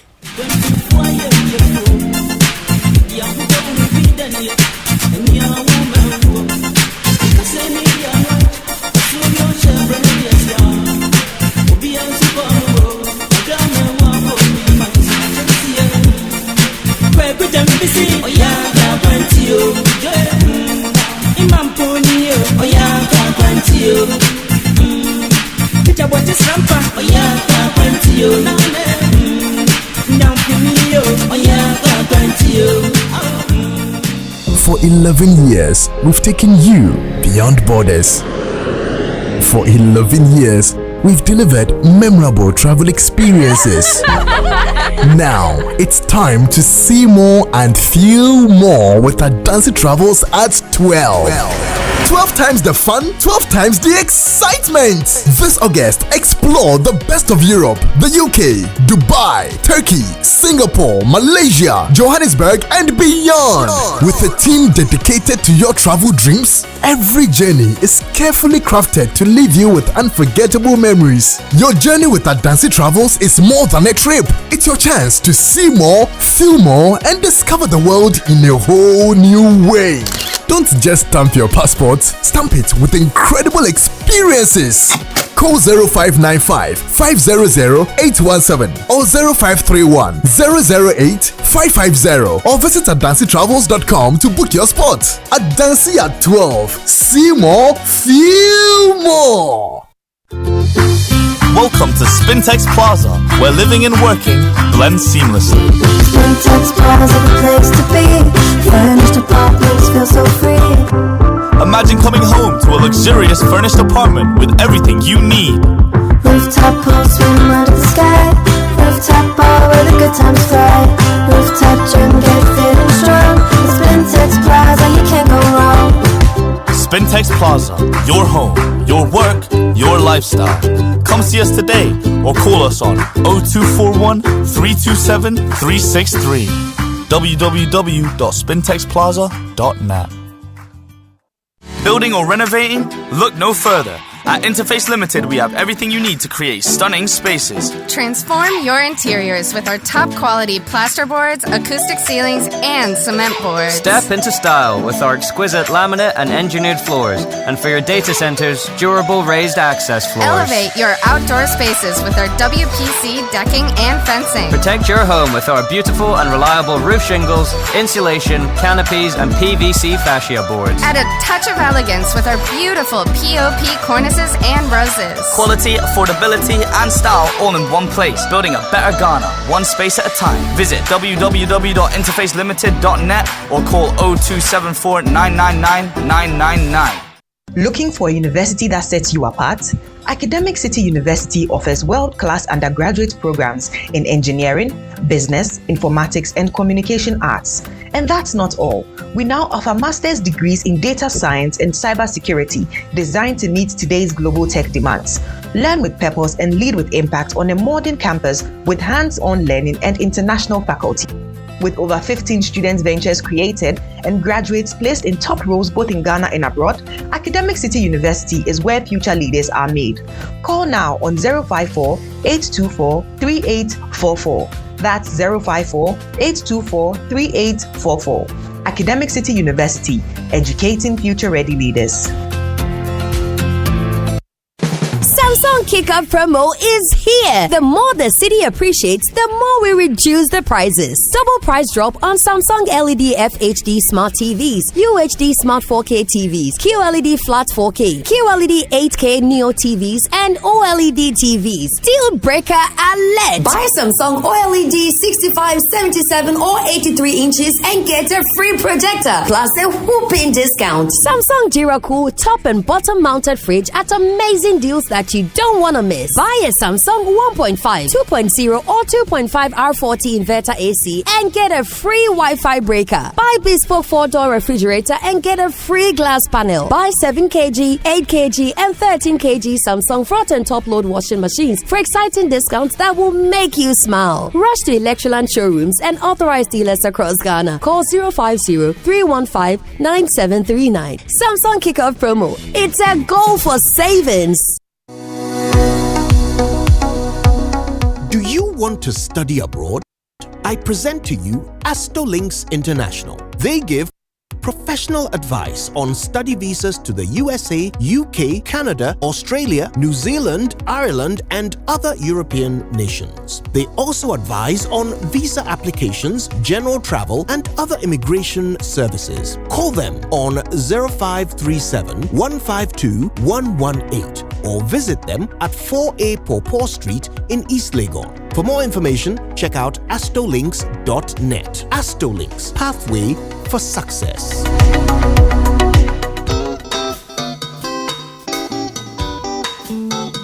Coffee in your cup. Enjoy on the set. The Super Morning Show is always the best bet. On Joy 99.7 FM. Yo, coffee, oh my woman, oh many mana, Geni baby, watch out, I warren.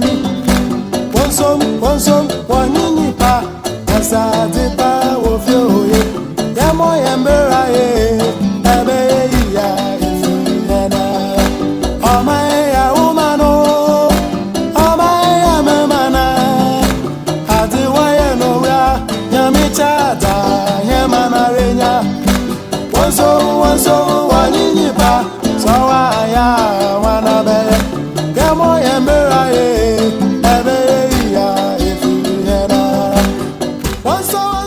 Imagine not being paid for 24 months. You survive on 20 hours salary, which you will be grateful if you get exactly 20 hours work per week. You lose your job along the line and start to search for another. Not an easy task as a part-time job seeker, especially an immigrant as such. I currently owe my landlord 7 months of unpaid rent. We had a cordial relationship until I started making promises of receiving money from the government by the end of April, as said by the registrar. Again, at the end of May, I promised my landlord, referencing the registrar's tour in the UK earlier in May. I received a fair letter from my landlord stating his intention to end my tenancy. I have informed the education unit, but no outcome. I am worried, I am disturbed. My reputation is tarnished and I am about to be homeless. How do I concentrate on my studies? Yes, there are other means to survive. Other means I will not advise my child to and will be disheartened to see my child engaged in. Should I consider them? But then I wonder, as a Ghanaian or as a result of being starved, at this point, does my dignity matter anymore? But I remember I'm the future of my motherland. Mr. President, please come to our aid.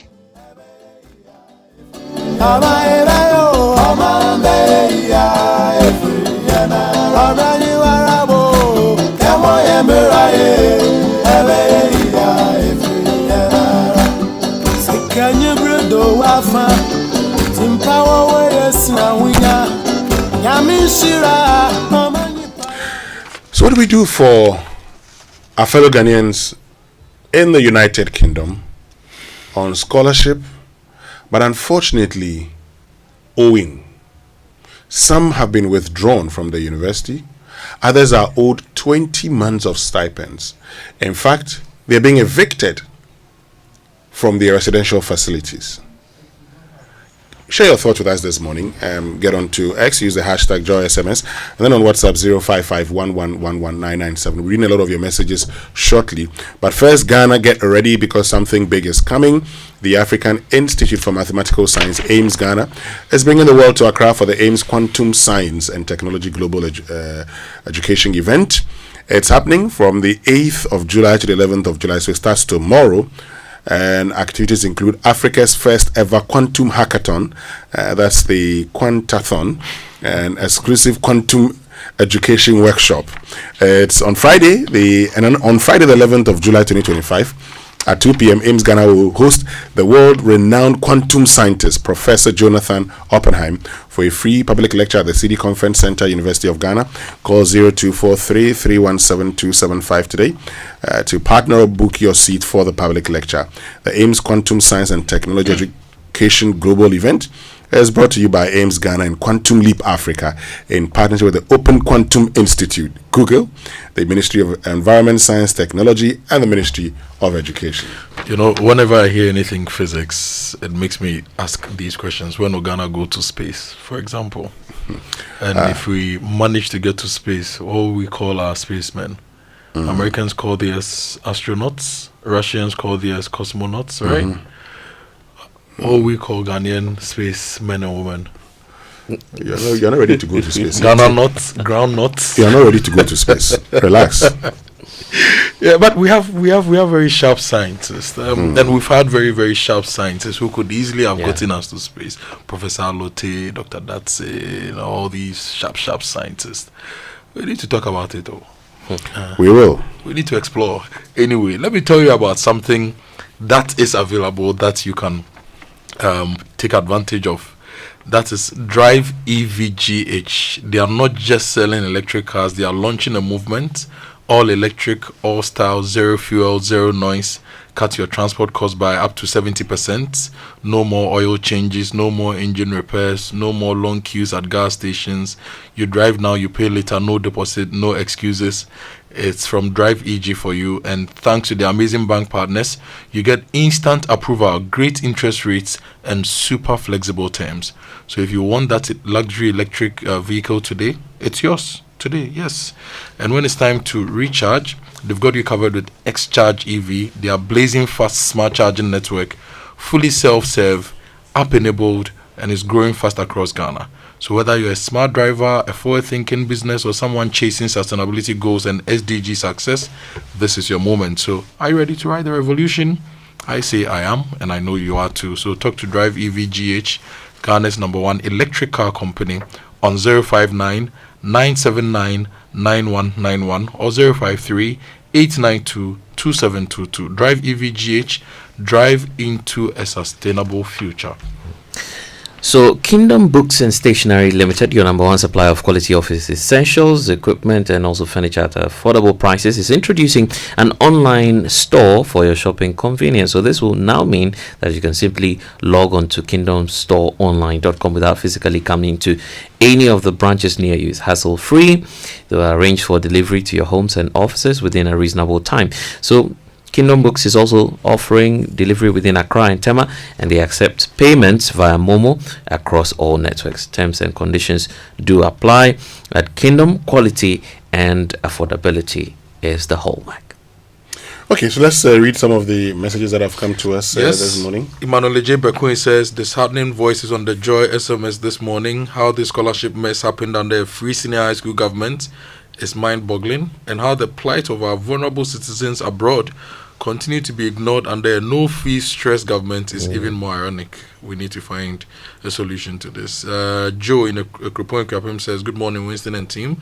This scholarship issue is serious but delicate as well. It's unfortunate this is happening to Ghanaian students abroad, but on the other side of the coin, government scholarships over the years have been selfishly skewed towards children of government appointees, MPs, and families of those in charge at the scholarship secretariat. Most needy and brilliant Ghanaians have been denied this opportunity. Why should the current government continue this misplaced priority?" So that is Joe from Akropong. There are some more messages. This one says, "Some sponsored students have set up a GoFundMe. They have set up GoFundMe accounts, so not just one, multiple accounts, to raise money to pay their fees at the University of Bradford. Graduation is this month, and there's no sign of they being considered because of their outstanding debt of GSS of about £2 million. That's a lot. £2 million. The school has given them two options. One is graduation without post-study work visa extension, and one is post-study visa without graduation. Over 100 students have been affected at the University of Bradford." Hold on. So the options, the school, you can graduate without getting the post-study work visa extension. So it means as soon as you graduate, you have to leave. You have to leave. Yeah. And then you will get the post-study visa without graduation. They should take the first option. And come the back. Scholarship was actually meant for you to go and study, build your capacity, and come back to build the country. You know, for me, simply this. At what point did we decide that we're going to give these persons scholarships? Now, the scholarship secretariat has sources of funding. So we know how much is likely to come into that pool at what point in time. Did we give more students than the funds available? If we did, let us take a second look at this whole system. But in the meantime, for those who are outside the country, struggling, we have to pay their fees. I agree. We have to pay. I mean, we cannot leave our, fellow Ghanaians in there going through these problems. I just can't understand it. And here we are, launching a Miss Pomp and Pageantry and no fee stress policy. And so, and the worst part is that this is a program that we are refunding money. So it is not like you haven't paid your fees, so you have paid your fees. We are refunding the fees that you've paid. Well, if you want to refund fees, I don't have a problem, okay? But at least that has been paid, so it can wait while you go and address the challenges for with those in the UK. It's as simple as that. Then subsequently we can come back and give these, those in Ghana their money. I don't know why we're in a rush to launch it again. It's all about I fulfilled my campaign promise. I fulfilled my campaign promise. Anyway. I think one issue we should also be considering is accountability, both on the part of beneficiaries of these scholarships and also what they bring back home. Because very often, for some, it's more or less a getaway for them, right? So they receive the scholarships, they go in for training, they receive the training, and then they want to stay where they are. You look at the schemes that foreign governments offer our own students. Sometimes they try and guide you to look towards coming back home when you are done with your course. But we give the scholarship, and there's no clear guideline, no principle on whether or not you're going to return or you're either going to stay there. I think that's also another aspect that both the beneficiaries and the secretariat should be speaking about. I think we should look at it. For me, I think that groundnut and legumes, groundnut and beans, they are both legumes, right? Previously, if you ate your wache, you just eat your wache like that. But these days, some of us are able to add granules to wache and eat, right? So anything you are doing for the Ghanaian child, if it's going to benefit people, I say do it. But make sure you're prepared to do it. That's why the last time Hajiya Shiraz came here, we put the numbers to her. We independently checked with all the institutions in the country and got the actual number of students that have been admitted to the various unis. And we know we'll be paying school fees for over 100,000 students. In fact, it's more than 100, so over 100,000 students. The question we asked was that, do you have the funding? What did she say? She said, oh, her minister and the government have assured her that they will be giving the funding to pay the fees for the no-fee stress. Now it's been launched. We do not want to hear tomorrow that we've promised 100,000 students we are paying your fees, which promise parents will use to plan their lives because they know they are going to get a refund of the fees and possibly use that to pay the next academic year school fees or use it for some other need of their child. So if you intend to do anything and you launch it, you should put the project management in place to manage and execute it. So the no fee stress, we have launched it. We expect the government to execute it without fault. It's the same way that we have put our children abroad, whether they got the scholarships through the right means, whether this or that. At the moment, nobody has done a deep analysis or deep investigations to know those who got their scholarships through through fraudulent means, right? If nobody is doing that, and we see them as Ghanaians, we need to do everything we can to pay their fees and let them come. The other worry is that for some of the people who have not received any payment over 2 years, 3 years, after the first year, if you are not getting any payments, why didn't you advise yourself and find any other alternatives? It may be insensitive to be asking this question, but look, living abroad, not making money, not getting your stipends, not getting your school fees paid, and hanging on, that's a dangerous exercise, you know. Look, it's a dangerous one. And Kojo, Blessed, you made the point about, looking within also. Can we do these courses? You see, there was a time I met the South African Tourism Authority CEO. Now he said, mention every sector of the economy, and I'll tell you the tourism potential. You see, education. It says educational tourism. Create programs that will attract people. We are attracting the Nigerians. Yes, we are attracting the Nigerians. Right. They're coming here. But you see, this is the point. So in other jurisdictions, look, at Cardiff in those days, a lot of programs, international this, international that. So I studied international journalism. If you go there, for instance, Blessed, and you're told, international journalism, the journalism studies itself that could enable you practice in the UK was a graduate diploma. It is now that they've made it an MA. But in those days, it was if you studied for an MA, international journalism, for all those who came to study, if you finished, it was difficult for you, even though they'll probably be using, when we studied newspaper, they used the independent house style to train us on how to write. So you are prepared. But of course, those who knew would come and do the graduate diploma, where they are posted on internships here and there. So and then they get the opportunity. You're able to work within the system. But the point I'm making is that at the time we were doing that program, in Ghana, you didn't have, a master's in journalism program. You had masters in communication studies. You didn't have a master's in journalism, that's a master's in international journalism. Even the modules that they were running. So for instance, you go in there, you probably will run modules such as insurgency into the 21st century, reporting business, finance, economics. They're teaching you all of these things, international relations for journalists. So at the end of the day, you look at it and say, I want to go and do this. The question is, what prevents us also from starting some of these programs and creating them, and also the demand? Yes, creating a demand for it. Look, the ordinary UK citizen will pay £3,000 in those days when I was there for a master's program. We're paying £10,000. The £10,000, why? It means that you can pay for between three and a half students, UK citizens. So you people possibly were subsidizing. You are subsidizing their fee. That's how they do it. Okay. Well, we'll stay with us.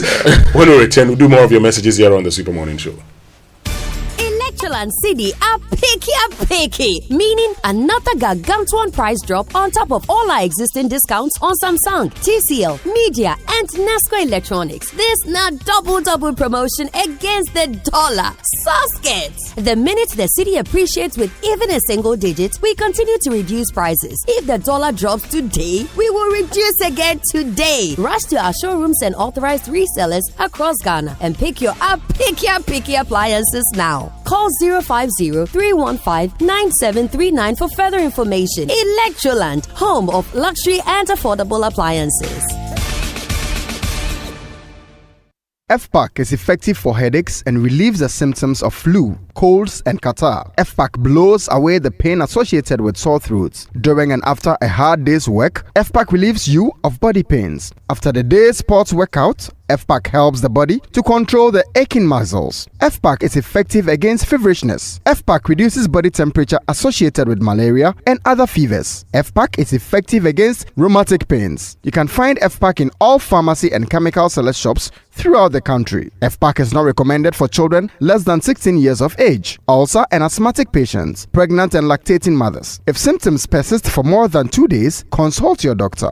FPAC blows your pain away. FPAC Junior follows in the tradition of FPAC tablets, a trusted friend to relieve your child of pain associated with teething, catarrh, cold, and fever. The good that FPAC does for you, FPAC Junior does for your child. FPAC Junior is for children between 6 months and 12 years. FPAC Junior blows your child's pain away.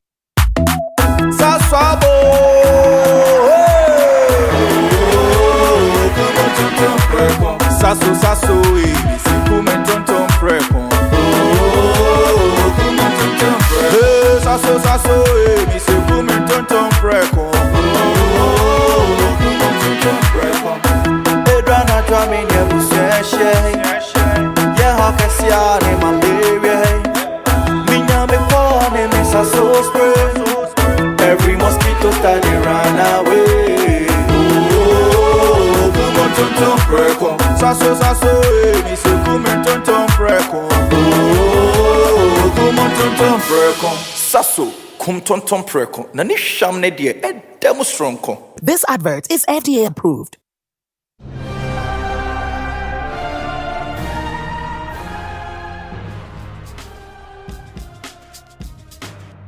Hello everyone, it's me again. I know you can't wait for the Joy Sports Invitational Tournament 2025. Well, I've got some good news for you. Registration is open. You need to be seen, you need to be heard, and you need to compete and win in this year's edition of the Joy Sports Invitational Tournament coming off on Saturday, August 9, 2025 at the University of Ghana Stadium. Registration is very simple. Call or WhatsApp 7 on 0540-106466. The Joy Sports Invitational Tournament 2025, powered by Joy Sports, the thrill of the game.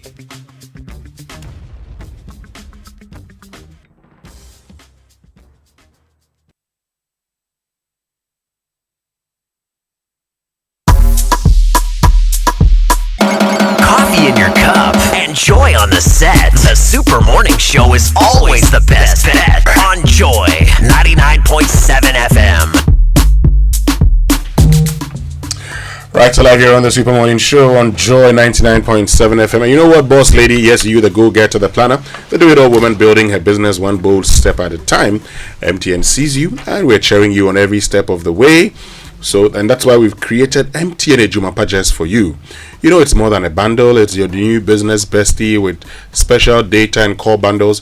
You stay connected to your customer, suppliers, and everything that helps your hustle grow. But with there's more, MTN Ejumapa also comes with insurance benefits to help protect the business you've worked so hard to build, because we know you're not just working for today, but you're building a future. So it's time to level up, scale up, and shine brighter than ever. Dial *5060# now. Grab your Ejumapa bundle and let's get to work on your success story together. MTN Ejumapa, powering women in business. And the EcoBank Joy News Habitat Fair, the second clinic is coming up on 25th of July. It's Friday and it runs to Sunday 27th July. It's happening at the EcoBank branch, Tema Community 5, opposite KFC. So join us for the EcoBank Joy News Habitat Fair Second Clinic 2025. If you are thinking of building your house, if you need help, whatever stage you are, just come. Okay, we have people to help you. We want to help you complete that story of owning a home. So join us Friday 25th July to Sunday 27th July, EcoBank branch, Tema Community 5, opposite the KFC, for the EcoBank Joy News Habitat Fair Second Clinic. Is brought to you by EcoBank, the Pan-African Bank, and supported by Drive EVGH, Drive into a Sustainable Future, and also Virtual Security Africa, Safety and Home Solutions, Superlock Technologies Limited, DPS Pipes, Elegant Homes and General Construction, Gold Key Properties, Ayuda, Special Gardens, DBS Industries Limited, Doormasters, Less Fortune Limited, LandlordAfrica.com, The Builders Market, Right House Energy Limited, Syntex Tank, Interplus, Clifton Homes, and Western Villas. The EcoBank Joy News Habitat Fair 2025. Dream it, own it, live it. And right after that, we'll be going in for the Joy Sports Invitational Tournament, which is returning with lots of thrilling disciplines. Saturday, 9th of August 2025 at the University of Ghana Stadium. Legon, get ready for a packed day with thrilling corporate sports action. So this year, we've got it all. Swimming, table tennis, 5-kilometer race walk, the Masters 50 meters dash, the CEO's penalty, and also football, as well as mixed relays and volleyball, as well as draught as well. There's so much more fun happening with this year's Joy Sports Invitational Tournament, and for registration you just have to call 0540 106 466 or visit Joy FM's front desk for more information. Mark your calendars, 9th of August at the Legon Stadium. Joy Sports Invitational Tournament, play for peace. Great. So just before we go, some birthday messages. Yes. So happy 70th birthday to you, Mr. Godfrey Seth Ado. As your days are, so shall your strength be. From your children, in-laws, and grandchildren who say they love you dearly. Also, a belated happy birthday to Irabna Chirwa Harden of Ansila Preparatory School. You're 14 years today. So may the good Lord bless you and grant you long life with good health, as from your father, Nana Harden. And happy birthday to Veronica Anom Dako, Compliance Enforcement Manager, SNIT Accra South Area. Happy birthday to you. And a belated one also going out to Mrs. Abigail Aduma Yeboah Nete, from your husband Moses, from the kids Axel and Lady A, and from all of us to you, from Nana Kofi, from all the families and the allied families to you, Aduma. Belated happy birthday to you. God bless you. Great. And today is also the birthday of Listowell Kojo Fojo of Adum TV and Adum FM. Sonia, happy birthday. And you know what we have to do, right? Anyway, which means that's all time would allow us here on the Super Morning Show on Joy 99.7 FM. My name is Winston Amoah. My name is Kojo Akoto, but remember, we are still keeping our eyes on the roads. We are keeping our eyes on the health issues. We are keeping our eyes on everything that matters to you, okay? So there's a lot coming up this week, and so just keep listening. And we also have... And I am Blessed Sogah. Keep listening to Joy on 99.7 FM. Coming up is the news at 10, and then the